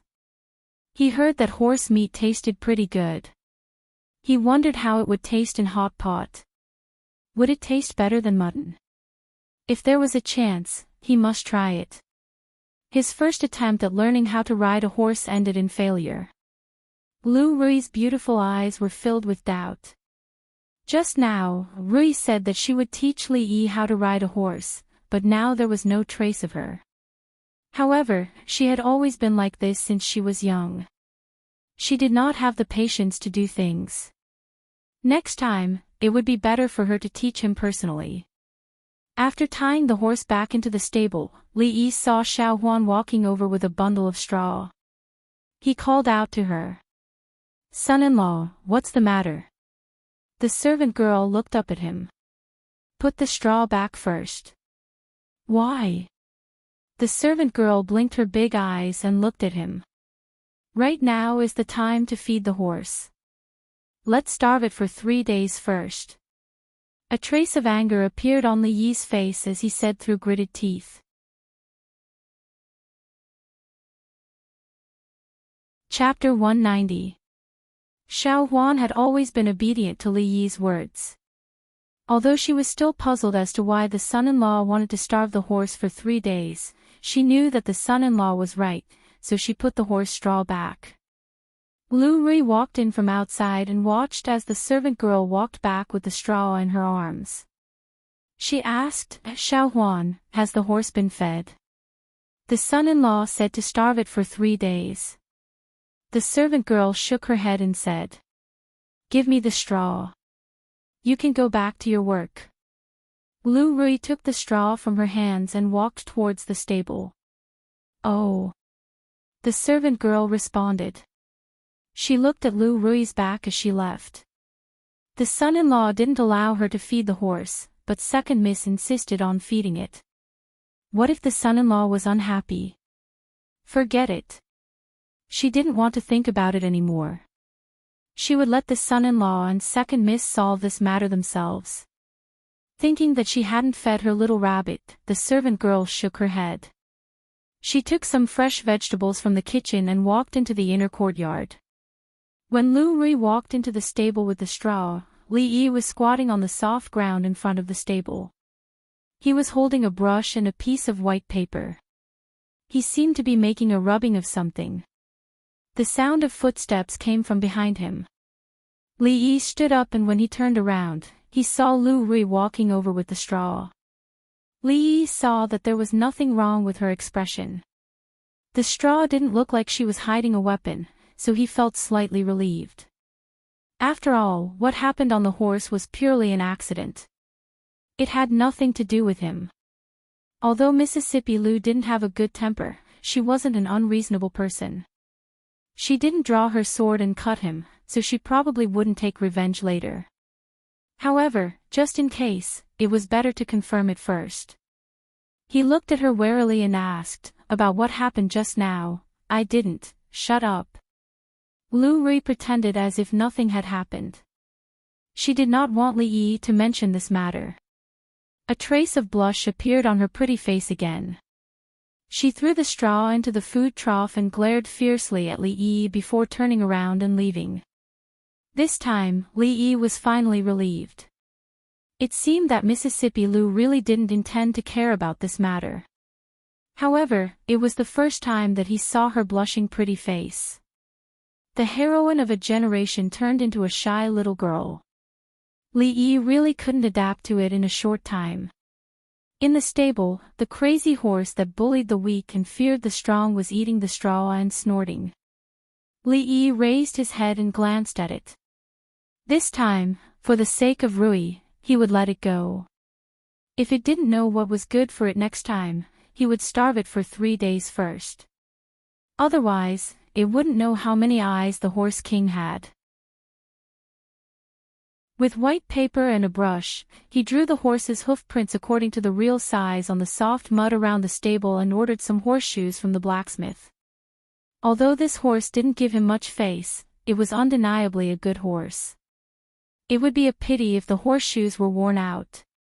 The blacksmith's craftsmanship was good. Li Yi told him the requirements and got 4 horseshoes the next day. Out of professional habit, the blacksmith didn't ask Li Yi about the use of these things. He had been a blacksmith for many years, so he certainly knew the rules of the trade. Fong held 4 strange things in his hand and asked in confusion, "Young master, what are these for?" "Horseshoes." "What's this thing?" The doubts on Fong's face were deeper. "What is horseshoes?" Listening to the name, this thing seems to have something to do with horses. However, Fong has the experience of raising horses and is no stranger to things related to horses, but he has never heard of horseshoes. It's the shoes for horses to wear. There are no horseshoes in this world, so it's no wonder that Fong has no knowledge. Li Yi explained to him. "What?" Fong stopped suddenly and couldn't believe his ears.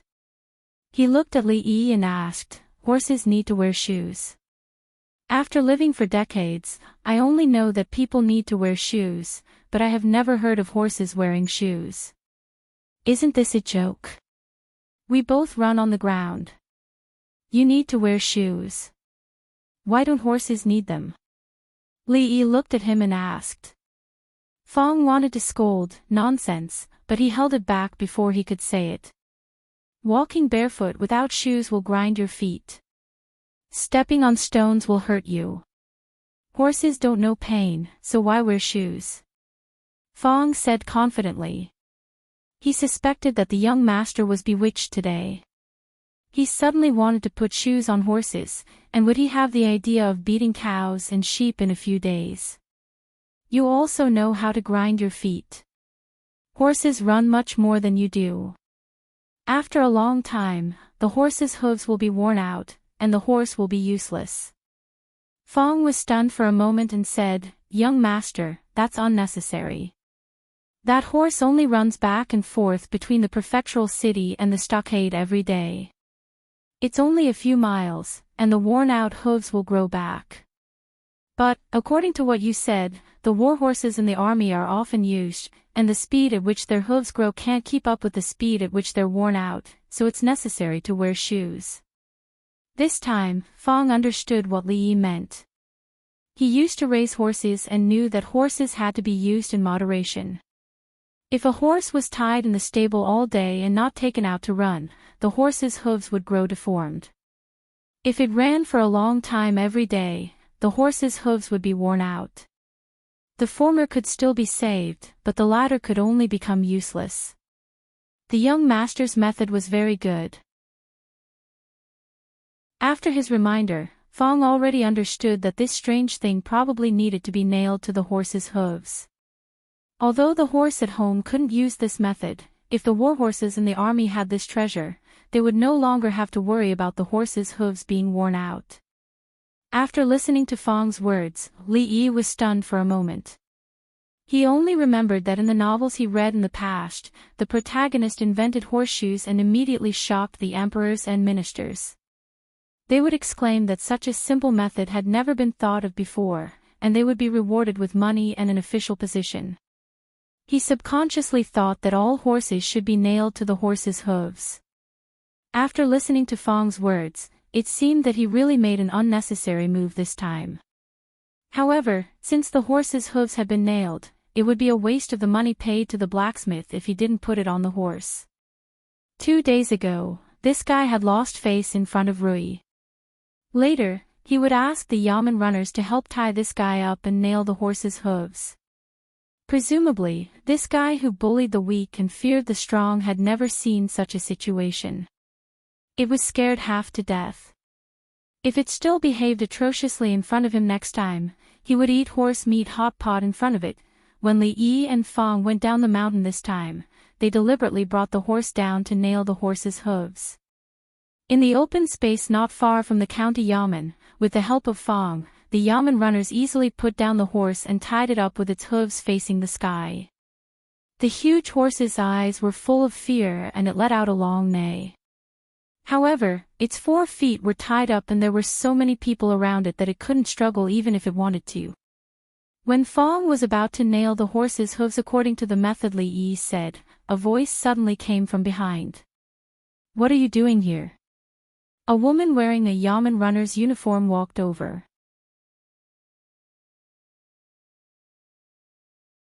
Chapter 191. "Hey, it's you, arrestor Li." Fong knew that the female arrestor in the yamen was not an ordinary person. Li Yi had also specifically warned him not to provoke her. Fong stopped what he was doing, turned around, and explained with a smile, "Young master said that if we nail the horse's hooves, we won't have to worry about the horse's hooves being worn out." Mingzu watched as the yamen runners held down the horse. The man who had been following Li Yi stuck a strangely shaped iron piece on the horse's hooves one by one and fixed it with iron nails. He stood there and fell into deep thought. The maintenance and replacement of horses in the army cost a lot of money every year. More than 90% of horses were scrapped because their hooves were too worn out. Without hooves, horses naturally could not charge and break through enemy lines. Over the years, no one had thought of solving the problem that had troubled generations of emperors and ministers with just a few small iron pieces. After the iron pieces were nailed on the horse's hooves, the yamen runners dispersed. The horse immediately stood up and was led by Fong. It kept spinning on the spot, and the horse's hooves stepped on the bluestone slabs, making a clear sound. Anyone with a discerning eye could see the use of the iron pieces at a glance. After the iron pieces were nailed on the horse's hooves, the horse's hooves would not be in contact with the ground. This way, the horse could avoid being worn out. It only needed to change the iron pieces after a period of time. From then on, the imperial court would not have to worry about the huge amount of horse expenses every year. The service life of a warhorse would be greatly extended. In the long run, how much money would be saved? Mingzu was different from Li Yi and Fong. She was the princess of a country. When she thought about problems, she would often think from the perspective of the country. In a short moment, she thought of these things. It could be said that the contribution of this small iron piece had surpassed all the previous contributions, including writing rules for disciples, teaching cardiopulmonary resuscitation, and that novel interrogation method. These were not the work of a day and night, and could not be compared to the direct benefits created by this iron piece. "Where is Li Yi?" She stepped forward and looked at Fong, her eyes slightly moving. In the county office." Fong felt guilty under her gaze, so he pointed to the county government and said. Li Yi was in the county government. All the work had been assigned to him. After sitting in the duty room for a long time, he felt bored and decided to go out for a walk. After all, the county magistrate was one of the most powerful people in Anxi County. How could he always sit in the yamen? The higher his official position was, the more he had to mingle with the people. Therefore, he planned to take a stroll on the streets and experience the hardships of the people. Of course, he could also take the opportunity to relax. Before he could walk out of the gate of the county government, he was blocked by Mingzu. "What's up?" Li Yi looked at her and cursed his bad luck. He should have left a long time ago. Normally, if he bumped into her at the yamen, nothing good would come out of it. "How did you come up with the idea to nail the iron under the horse's hooves?" Mingzu looked at him and asked. She was very curious. Why did he think of a problem that no one had thought of for thousands of years? Because if the iron is nailed, the horse's hooves won't be worn out. Li Yi said matter-of-factly. Mingzu was slightly stunned. His answer seemed to be nonsense, but after thinking about it carefully, it seemed to make sense. The difference was that he was the only one who had thought of this for so many years. Looking at the expression on Mingzhu's face, Li Yi knew that he might not be able to experience the hardships of the people on the streets today. As expected, after a while, he returned to the duty room and wrote down the manufacturing method of horseshoes, how to nail the horse's hooves, and how to change the horseshoe in detail. There was no concept of patent in this world. It seemed that this time, the invention of horseshoes was destined to be given to the country, and it was destined to be a one-way trip. Mingzhu's bad habit made Li Yi feel that his remaining value was squeezed out. He received a meager salary as a county magistrate, but he did great things that benefited the country and the people. The salary he received was seriously inconsistent with the value he created. The evil feudal society was more exploitative than the capitalist society. After Li Yi finished writing, Mingzhu put the papers into an envelope. Without even saying a word of thanks, she disappeared in the blink of an eye. Li Yi shook his head and sighed. At the same time, he lamented that he had met the princess. Send this letter to the capital at the fastest possible speed and hand it over to Imperial Father personally. Not long after, in an exquisite courtyard in Qing and Prefecture, Mingzhu handed the envelope to an armored man.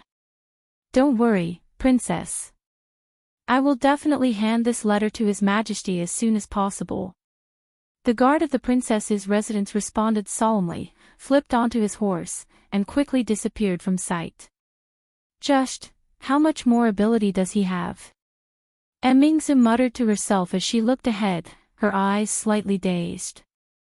Lord Qin, why don't I give you 10,000 taels of silver and you solve the problem of changing warhorses this year? In the imperial study of the imperial palace in the capital city, a man with a square face and a dignified expression waved his sleeves and glared angrily at another person opposite him. The person opposite him laughed bitterly and said, Lord Yen, 10,000 taels of silver is not a small amount. Last year's disaster was severe and a lot of money was spent on disaster relief. This year, the taxes of a few provinces have been reduced and the national treasury is not full. Besides, a few days ago, the Ministry of War has already allocated 100,000 taels of silver. Now that Lord Yen is asking for 50,000 taels of silver, where do we have that much money to give you? The man frowned and said, that 100,000 taels of silver is the army's provisions and pay. Don't confuse it with this matter. Lord Yen, please don't make things difficult for the Ministry of Revenue. 10,000 taels of silver is the limit we can give. The Minister of Revenue looked at the man opposite him and showed no signs of relenting. The man huffed coldly and said, recently, the border has been in a state of emergency several times. Sooner or later, we will have to go to war with the Qi kingdom. At this critical juncture, our Jing kingdom doesn't even have usable warhorses. Don't tell me Lord Qin doesn't know the importance of this matter. Hearing this, the Minister of Revenue did not say anything else. He could not bear the consequences and looked pleadingly at Emperor Jing, who was sitting at the top. In the imperial study, Emperor Jing watched the two ministers of the Ministry of War and the Ministry of Revenue oppose each other. Neither was willing to give in to the other. He rubbed the space between his brows and felt a headache coming on. The cost of horses had always been an important expenditure. In previous years, perhaps it could be postponed. However, at this time, the border was in a state of emergency and could not be delayed at all. After some consideration, he decided to postpone other expenditures. The money that was to be allocated to the Ministry of War could not be skimped on. Just as he was about to speak, Changde, the chief housekeeper, pushed open the door and came in. He walked to his side and whispered a few words in his ear. A letter from Mingzhu. A trace of confusion appeared on his face and he said, let him in. Read it. Changde said loudly to the outside of the hall. The guard of the princess's residence walked in from outside the door. After kneeling and bowing, he presented the letter in his hand. He had traveled day and night and changed horses several times at the relay station. Without any delay, he finally arrived at the capital. Emperor Jing opened the envelope and took out a letter written by Princess Yongle. After reading it, a trace of astonishment appeared on his face. Then, he hurriedly opened the few pieces of paper in the envelope and read them. The smile on his face gradually widened. This Li Yi is indeed my lucky star. Emperor Jing slapped the few pieces of paper on the desk and said with a laugh. In the hall, the two ministers looked at each other with confusion on their faces.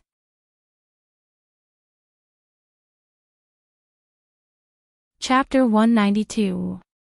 Cough, cough. In the end, Jing Emperor was suffering from asthma. Now that he had solved the difficult problem, he was happy and laughed a few times. However, he could not catch his breath and coughed violently. Changda's expression changed and hurried forward to support him. Jing Emperor stroked his chest. After a moment, his breathing finally calmed down. Official Yen, you said that a large number of warhorses need to be replaced every year. Most of it is due to the wear and tear of the horse's hooves. What if there is a way to prevent the horse's hooves from getting worn out? Jing Emperor smiled and looked at the Minister of War, Yen Bing. Yen Bing was stunned for a moment. He bowed and said, Your Majesty, if there is such a way, the annual cost of warhorses can be reduced by more than 70%. He paused and said, It's just that, since ancient times, countless people have tried to prevent the horse's hooves from getting worn out, but no one has ever succeeded. Yen Bing naturally knew that if the horse's hooves could be prevented from getting worn out, then there would be no need to spend so much on horses. However, the problem was that for so many years, people in the Ministry of War had been studying and trying to solve this problem. They had done countless experiments, but all of them had ended in failure. If this matter was really as easy as His Majesty said, how could no one solve it for so long? Changda, show these to official Yen. Jing Emperor smiled and handed him the paper with the strange pattern.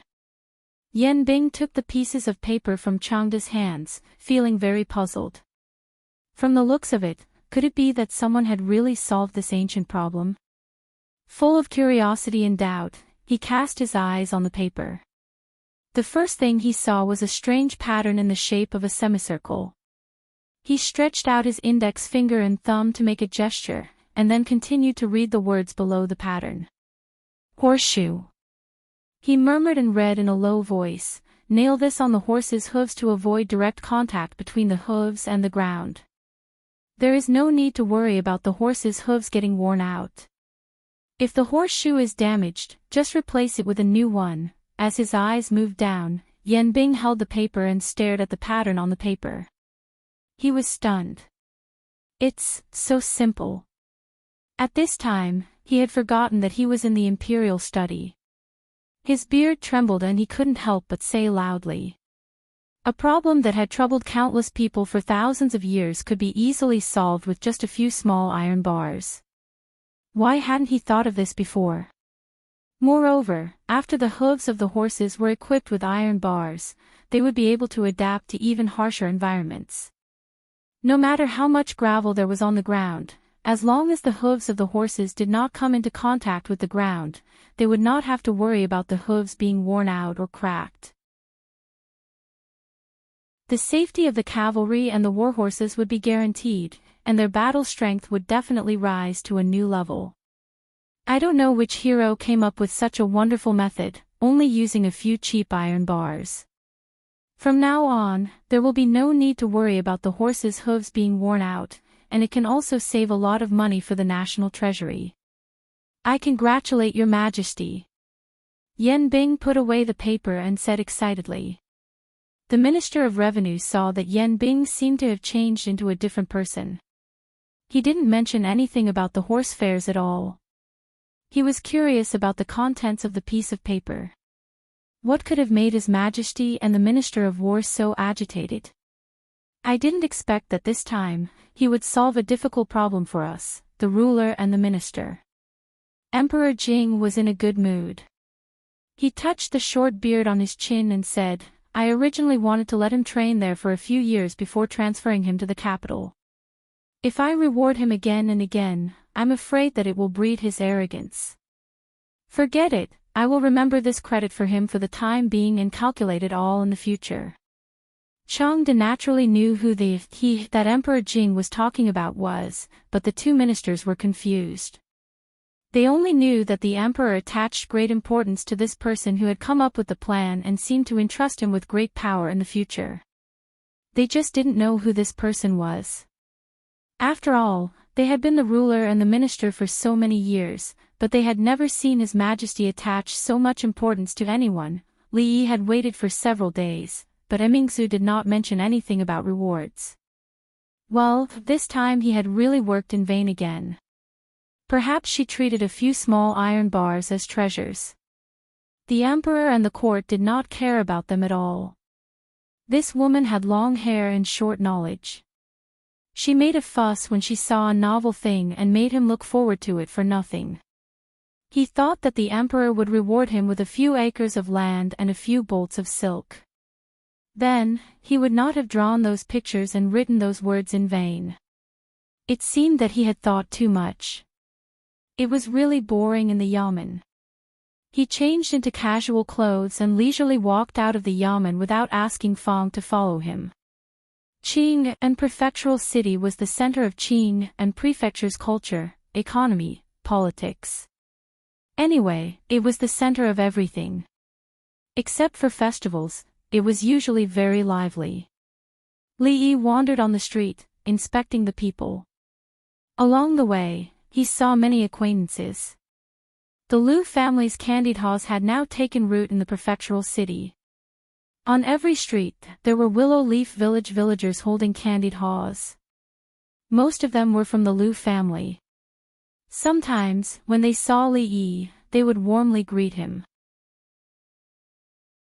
Every day, they only needed to hold a stick full of candied haws and stand there. They didn't need to shout or hawk their wares, and business would automatically come to them. Every day, they would bring back a lot of copper coins. Such an easy way to make money, they didn't even dare to think about it a few months ago. Although they still had to hand over half of the profits, which made them uncomfortable, the remaining half was enough for them to live a comfortable life that they didn't even dare to think about before. Fang and the others were the first to sell candied haws. For a period of time, the business was handed over to their wives or trusted relatives. Now, the supplies of Rui workshop were all provided by the prince's mansion. The workshops in the village had stopped, so they were all free. Sometimes, they would come here to have a look and supervise. As the earliest employees, they all had dividends from the profits of Rui dew and spirits. At the end of every month, they just had to sit at home and count the money.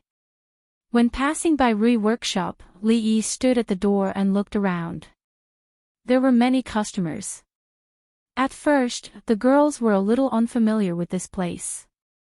Now, they had taken care of everything here. He looked at it from afar and didn't go in. Next to Rui workshop was the wall market. Li Yi had been there once before. In ancient times, there was a lack of entertainment activities. Naturally, it couldn't be compared to the cinema or KTV in modern times. But now, he had no choice. Listening to a few songs and watching a few songs and dances was much better than sitting in the county government office and staring blankly. The wall market was very spacious. There were many temporary viewing sheds. They were very simple and were surrounded by railings. Inside, there were opera singers, dancers, and singers. After paying 10 copper coins at the door, one could enjoy the performances here. Of course, these viewing sheds were the lowest level of entertainment. Most of the people who gathered here were ordinary people who were not well off. In addition to these viewing sheds, there were theaters, tea houses, pubs, and even brothels. Of course, these places were more high-end and ordinary people couldn't afford them. The one that Li Yi went to last time was a larger-scale brothel. In terms of luxury, it couldn't be compared to those restaurants and brothels with green bricks and glazed tiles. But it was much better than those simple viewing sheds. "Sir, what would you like to order?" It was still the waiter from last time. When he saw someone coming in, he asked with a smile. "What do you have here?" Li Yi had drunk a lot of tea in the government office recently. Moreover, the tea here didn't taste good. He didn't plan to drink it this time. "Tea," the waiter said with a smile. "What else?" "Only tea." The waiter smiled a little awkwardly.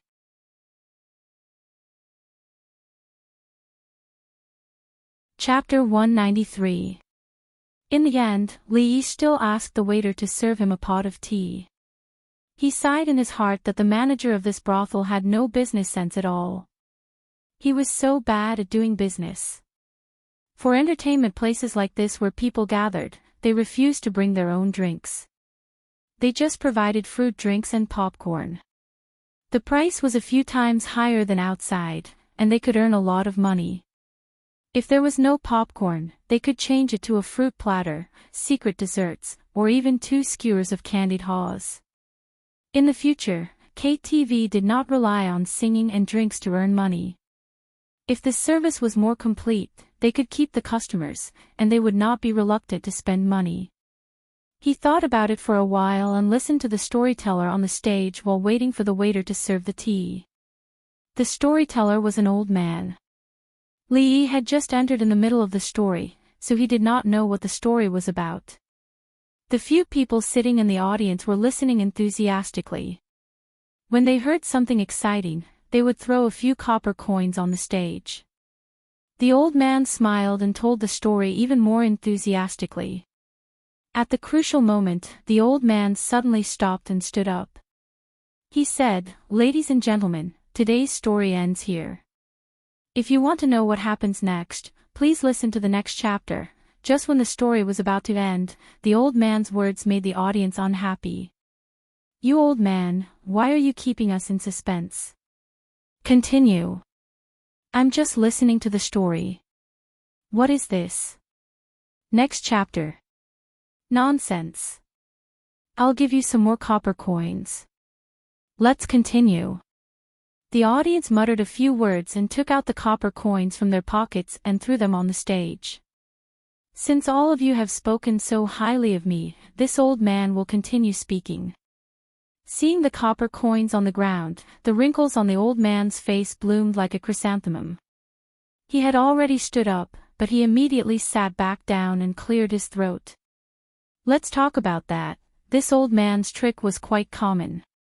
Those storytellers or actors would stop a performance at the end of a show or at a critical moment. They would charge the audience and then continue their performance. This was very common in the brothels of Wa City.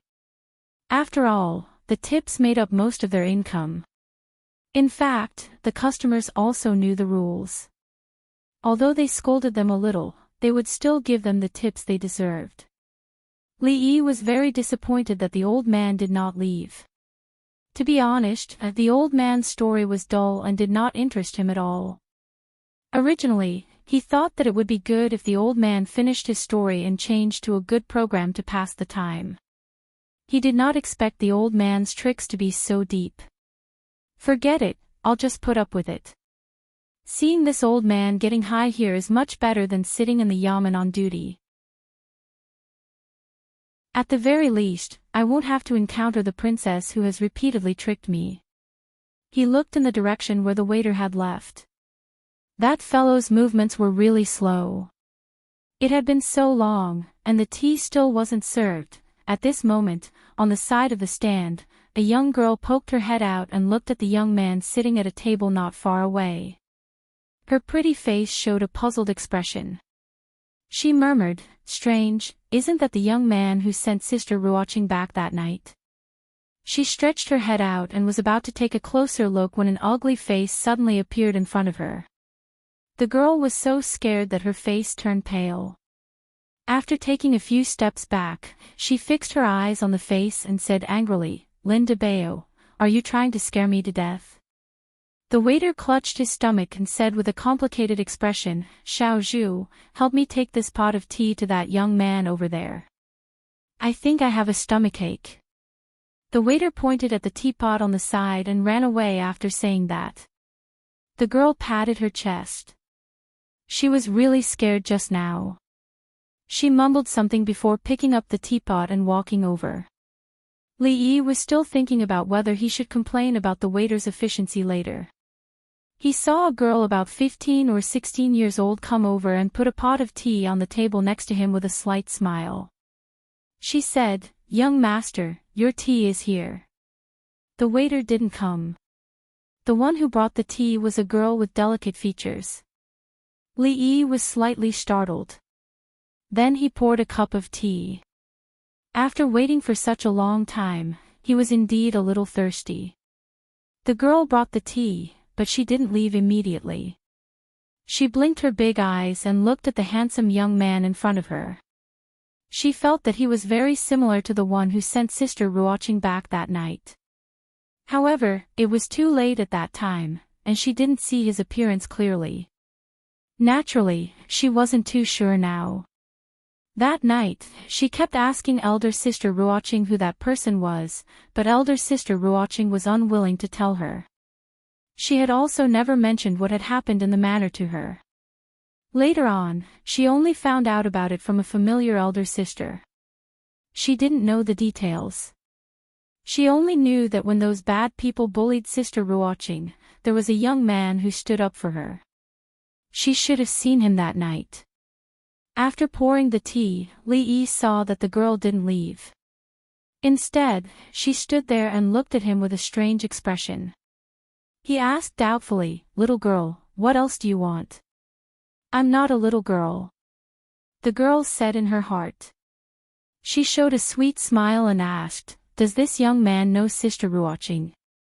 "Sister Ruoqing?" Li Yi was stunned. "You mean Miss Ruoqing?" She looked up at the girl in front of her and finally saw some familiar figures. Although she only took a glance, she still had some impression of the girl who opened the door. She said, "You opened the door that night, he, it really is you." The girl's pretty face bloomed with a smile. Knowing that the young man in front of her was Sister Ruoqing's friend, she became more relaxed and sat opposite to Li Yi. "My name is Xiao Zhu." "What is young man's name?"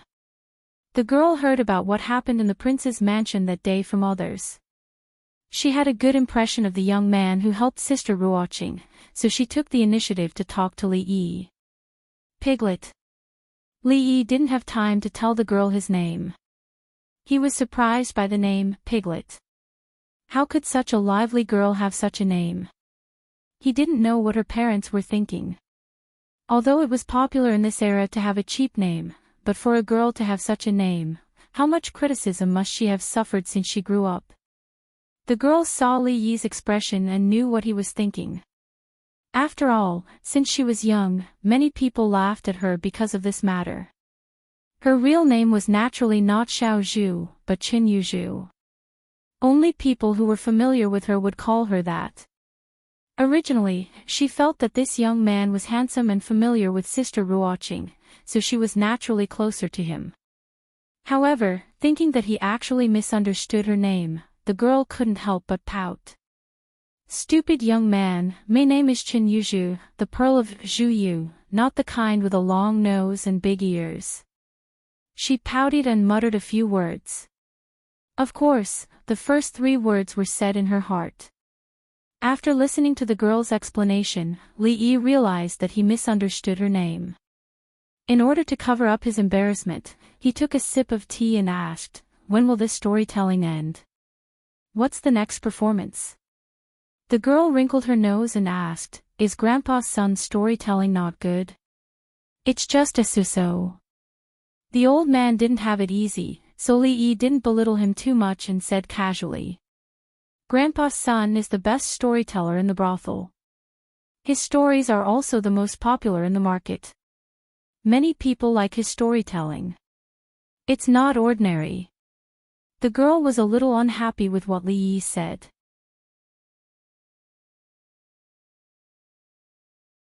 Chapter 194.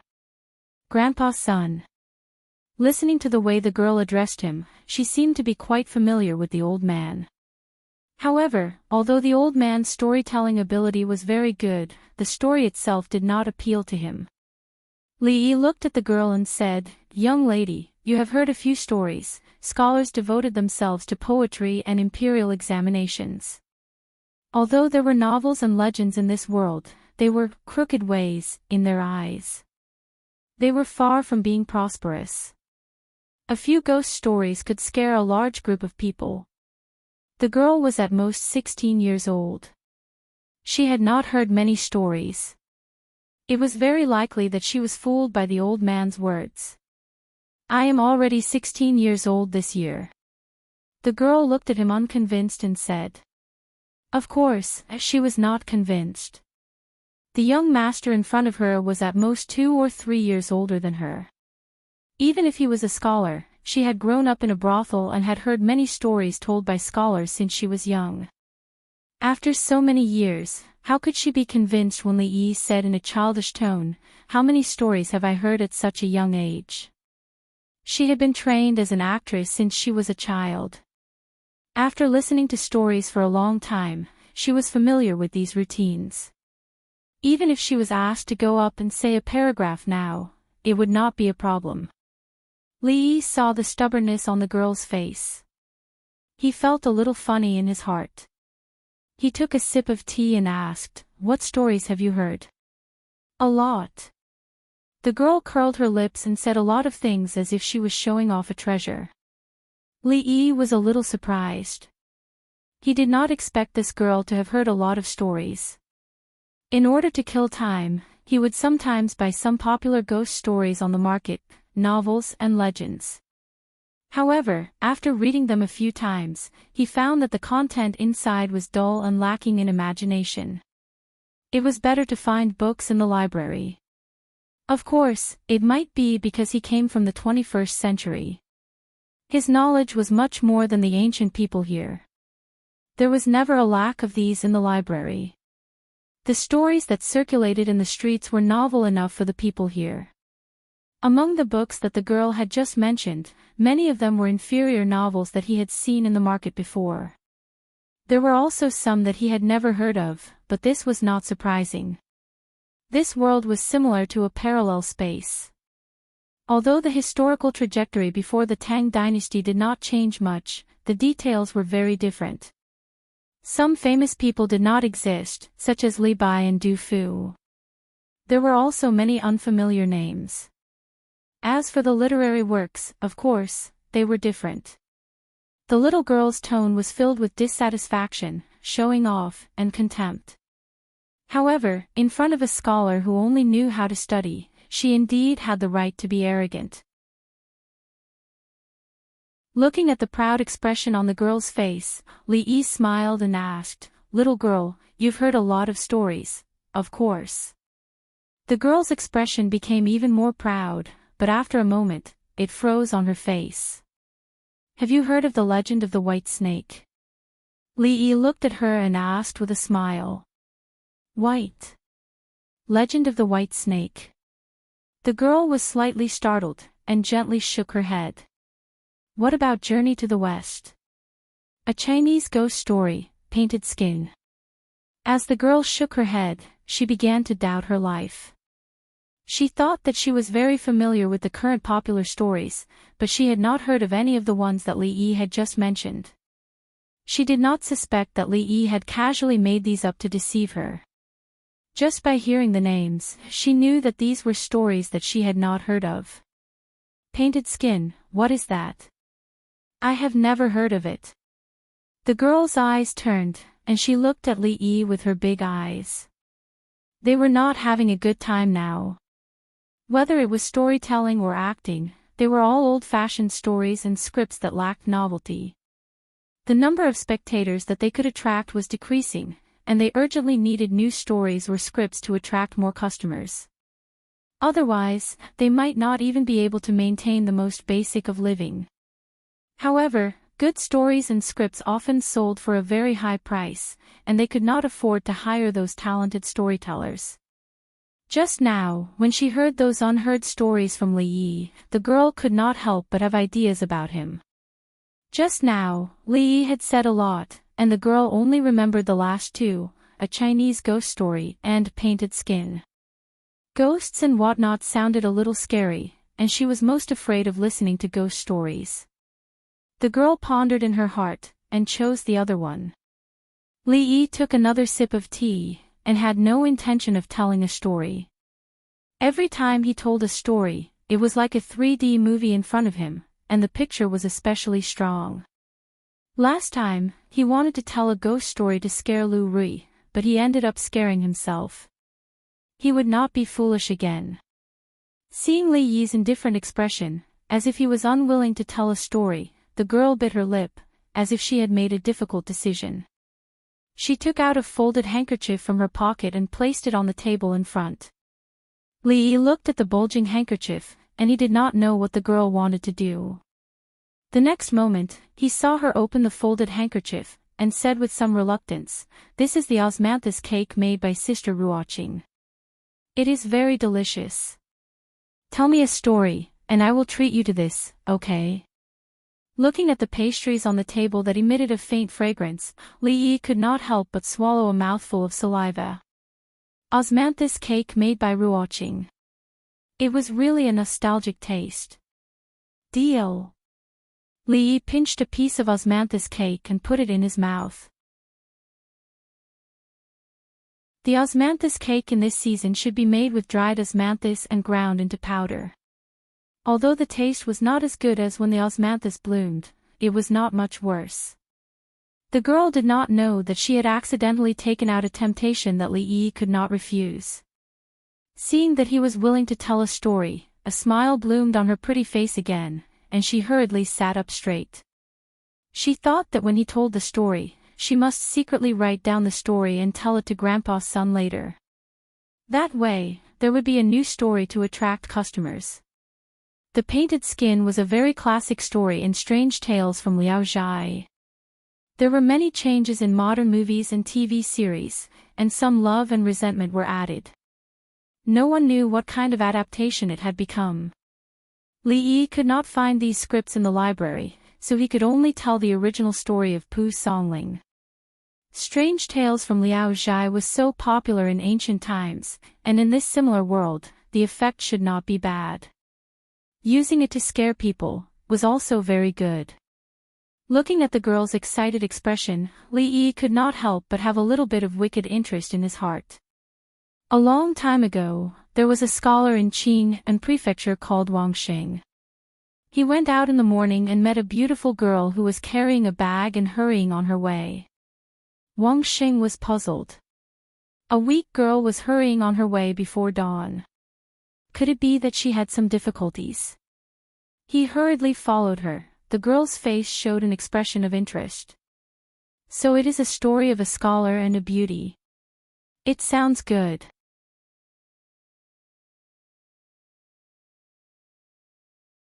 Chapter 195. The woman said that her parents wanted to sell her to a rich family as a concubine. She couldn't bear it, so she secretly ran away. She didn't know where she wanted to go. Wang Xing saw that the woman was beautiful and traveled alone.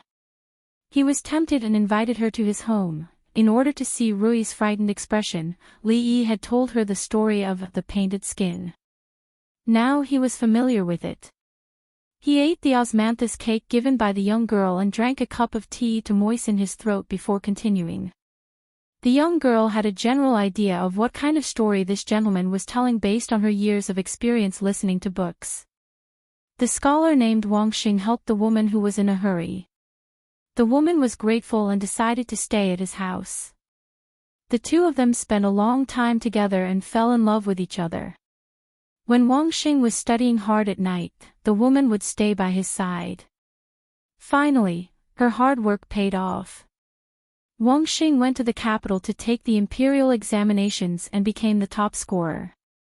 He returned to his hometown in glory. From then on, the two of them lived happily together and became a story to be told. If the plot was even more bizarre, after Wang Xing became the Zhuangyuan, he was chosen by the princess or the daughter of the prime minister, and became the son-in-law of some high-ranking official. The woman waited at home every day, but there was no news of Wang Xing. So, she packed her luggage and traveled thousands of miles to the capital to act out the story of searching for her husband. She had heard stories like this since she was a child, and her expectations for the story told by the young man in front of her had dropped a bit. However, there was one thing that made her curious. The name of the story seemed to be Painted Skin. What did Painted Skin mean? Was Wang Xing's painting skills very exquisite? Wang Xing and the woman spent a few days together. One day, he was bumped into by a Taoist. The Taoist turned around and saw Wang Xing. He was very surprised and asked Wang Xing, "What happened to you recently?" Wang Xing shook his head and denied it. The Taoist said, "You have evil energy lingering around you. How can you say nothing?" Wang Xing tried his best to defend himself. The Taoist shook his head and said, "What a fool. There are people in this world who don't realize that death is at hand." After listening to this part, the young girl's expression became a bit confused. Wasn't he going to the capital to take the imperial examination? Why did the Taoist priest come out? What did he mean by "death is near"? This story seemed to be different from the stories she had heard before. Thinking of this, the girl's curiosity was fully aroused, and the expression on her pretty face gradually became serious. When Wang Xing returned home, he discovered that the courtyard gate was blocked from the inside, and he couldn't enter. He suspected that it was the person blocking the door, so he climbed over the broken wall and tiptoed to the window to peep. He was so scared that all his hair stood on end. He saw a ferocious-looking demon with emerald skin and long, sharp teeth, like saws. The evil ghost spread a piece of human skin on the couch and started drawing on it with a colored pen.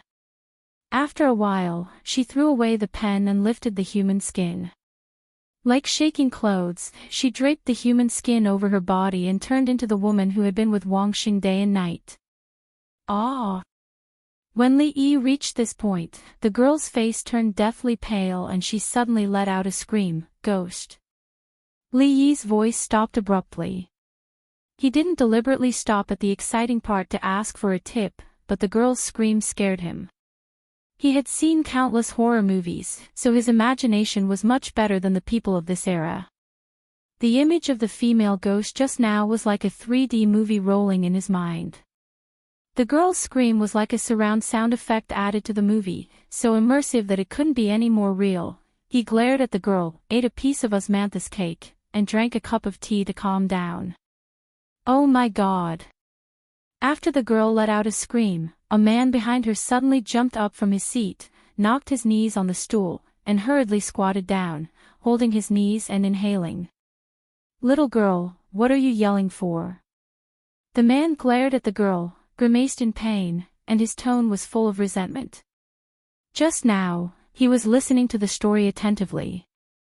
The evil ghost actually painted on human skin, and after the painting was done, she could wear the skin to become a human woman, and the scholar even had sex with the evil ghost every night. Thinking of this scene, his heart was a little scared.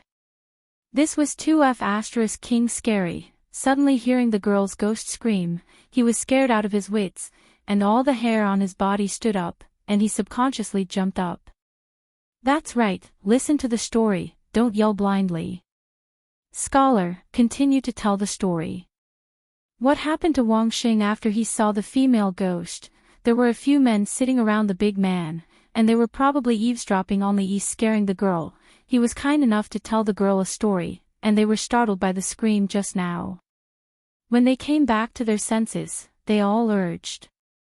On the platform not far away, the old storyteller's voice became smaller and smaller, and a surprised look appeared on his face. Just now, the guests who were listening to his story, what did they do over there? He had already told an important story, and according to the usual practice, these people would be happy to hear it, and they would definitely give him money. But now, even the people were gone, so what if King money was there to give?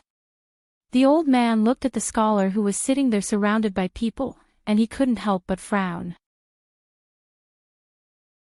Could it be that this young man was sent by someone else to mess up the place?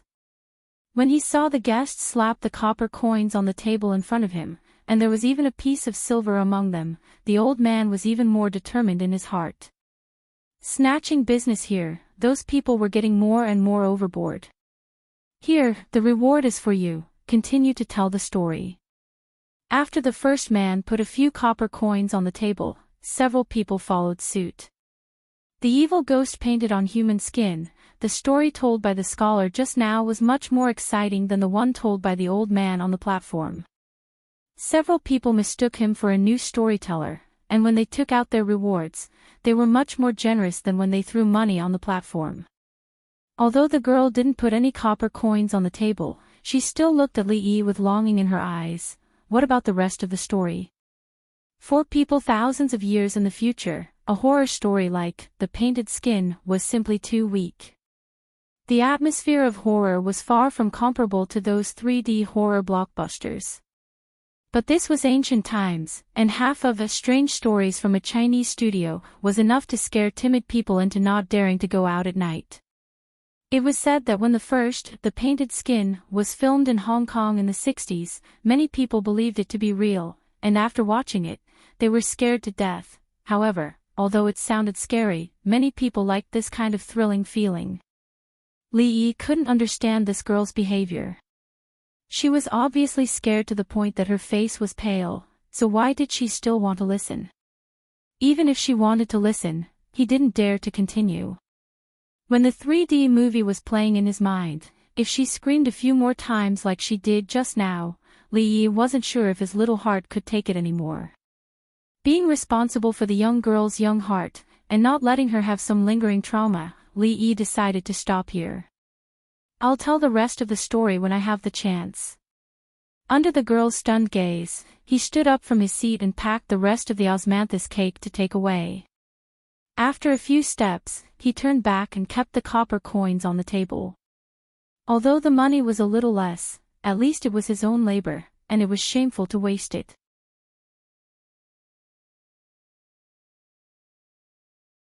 Chapter 196. The girl called Xiao Zhu watched as Li Yi took away the rest of the osmanthus cake along with her handkerchief. His figure quickly disappeared at the door, and the expression on her pretty face was somewhat stunned. The story was only told halfway, and it stopped at the most critical moment. Not being able to hear the rest of the story made people's hearts itch uncomfortably. This young master, he didn't keep his word. He clearly said that after eating her osmanthus cake, he would tell a good story. The girl clenched her fists, lightly bit her lower lip, and murmured in a low voice. Seeing the scholar take the reward and simply turn around to leave, the men who were attracted by the story of The Painted Skin were also dumbfounded. What the hell is this? Just as they were tempted by the storyteller ran away irresponsibly. Did he even consider the feelings of the audience? Why was this young scholar even more abominable than the old storyteller on the stage? Yu Zhu, who was that person? The old storyteller came down from the stage and walked to the girl's side. He looked in the direction of the door and asked. Although the story was not finished, there was no one here to listen to him. Originally, he wanted to come over and ask clearly, but he didn't expect that the disruptive scholar would run away so quickly. Before the girl had time to reply, the man who was frightened by her just now spoke first. Old man, don't tell the story you just told. Do you know how to tell The Painted Skin? Hurry up and tell us a part, and we will reward you. The man took out a copper coin from his bosom and slapped it on the table. He stared closely at the old man and said, Yes, that scholar just now was too unruly. He ran away halfway through his story, and it made people's hearts itch. Hurry up and continue from where he just left off. The old man's face revealed a stunned expression. He simply didn't understand what these people were saying. What did they want me to tell? What skin? How would he know what skin it was? Originally, he wanted to come here to listen to the music and watch the dance, but he didn't come at a good time. He met a chattering old man, and his only gain was these osmanthus cakes. The osmanthus cake made by Ruoqing was really delicious. The next time he met her, he would ask her how to make it and teach Xiao Huan when he went back. He could make more to take with him. In this era, there was no variety of snacks. If he was hungry in the county government, he could eat a few pieces to fill his stomach. Since he had nothing to do, he decided to wander around. This tile-roofed building could be considered a fairly large entertainment venue in Qing and Prefecture. It was an extremely wide square with all kinds of tile-roofed houses. Other than the large and small booths used for performances, there were also many merchants. On both sides of the square, a dazzling array of goods were displayed. Li Yi paused for a moment outside a few of the booths. There were singers, actors, people swallowing swords in their mouths, and people breaking rocks with their chests. It was a dazzling sight. It had to be said that the people in the city were more playful than the villagers in the Willow Leaf village. They knew how to find fun for themselves. Although it was still daytime, there were a lot of people gathered here. It was a good place to kill time. Li Yi visited a few more booths one after another. Looking at the sky, he estimated that it was almost time to get off work. After patrolling outside for so long, it was time to go home for dinner. On his way back, he passed by a certain brothel. The eyes of a girl who was standing at the door to receive customers lit up. She hurriedly took a few steps forward and grabbed his arm. "Child, come in and play." Her coquettish voice gave Li Yi goosebumps, and he hurriedly flung his arm away from her hand. The brothel here was not as high-end as the Jade Courtyard. There were no prostitutes to accompany you to recite poems and songs, talk about life and ideals. The purpose of men coming here was very simple, which was to satisfy their physiological needs. Li Yi had endured for more than 20 years in his previous life. He had only experienced a few months in this world, so his physiological needs were not so strong. Moreover, in any case, he could not give up his first time here. The heavily made-up brothel girl saw that the handsome young man in front of her didn't seem to have that kind of intention. She wanted to give up, but she was unwilling. It was very difficult to meet such an outstanding customer here. She simply clenched her teeth and said, "Young master, come in with me. I won't take your money." Although she was a prostitute and was in the flesh business, she would still be a little annoyed when she had to face those old and ugly patrons every day. If she could have sex with such a young gentleman, she would be willing to pay for it. No charge. Li Yi was shocked because of this sentence. It turned out that what Li Xian said last time was not a lie. He could really go to a brothel without paying for it. However, the situation now was a little different. This girl with shining eyes did not give him such a big discount because of some poems or essays. Most likely, it was because he had the potential to be a gigolo. He struggled out of the girl's hand as if he was escaping. The girl seemed to be very disappointed. In the end, she even showed that she wanted to pay for it. After apologizing repeatedly, Li Yi hurriedly left. He secretly sighed in his heart. The young ladies in this world are really passionate and unrestrained. After leaving Hua City, he was not in the mood to stroll anymore. When he returned to the county government, he directly went to the back office to ask Fong to go back with him. "Your Excellency, Brother Fong went out to buy something." When Fong was not there, a yamen runner ran over and said. Fong had nothing to do in the county government all day, so he became familiar with these yamen runners. Usually, he called him Brother Fong. "Forget it. When he comes back, tell him that I am going back first." According to Li Yi's understanding of Fong, after buying something on the street, he did not know how long it would take. He was too lazy to wait for him to come back. He rented a carriage and slowly drove out of the prefecture. At the same time, in the Willow Leaves village, Xiao Huan looked a little anxious. The little rabbit that was given to her by the son-in-law was lost. "Why don't we go outside and look for it? Maybe it ran out because it was hungry." Lu Rui looked at her and comforted her. "No, I just fed it this morning." Xiao Huan's voice sounded like she was about to cry. She had raised that rabbit for a long time and already had feelings for it. She felt very sad that it was lost for no reason. In the past, even if she let the rabbit out, it only moved around in the yard. Sometimes it would run out, but it would not run very far. After a while, it would run back on its own. But today, she had searched the yard and the surrounding area, but still found nothing. I still can't find it. Maybe it sneaked away. Lu Rui walked in from outside. She had expanded the scope of the search, but still couldn't find the rabbit. Although Xiao Huan was not very willing to believe it, she also knew that this rabbit was originally caught from outside. Maybe it also had its own family. If someone wanted to separate Xiao Huan from Miss and the son-in-law, she must be very sad in her heart. I hope the little rabbit can find its family. The little servant girl sighed and murmured. Child, should I still wait here tomorrow morning? The servant of the carriage sent Li Yi to the foot of the mountain. The mountain road was in front of him, and he asked before leaving. No need. Li Yi waved his hand. Last time when he nailed the horse's shoes, it seemed to be frightened and did not act wildly in front of him again. It obediently stopped jumping around. When he went out tomorrow, he could ride it. The servant drove the carriage back. Li Yi walked alone on the mountain road, thinking that there was still a long way to go back to the stockade village. He had to realize his dream of buying a big house in the city as soon as possible. Willow Leaf Stockade used to be a mountain bandit village. When building the village, it was natural to consider whether it would be easily destroyed by the troops sent by the government.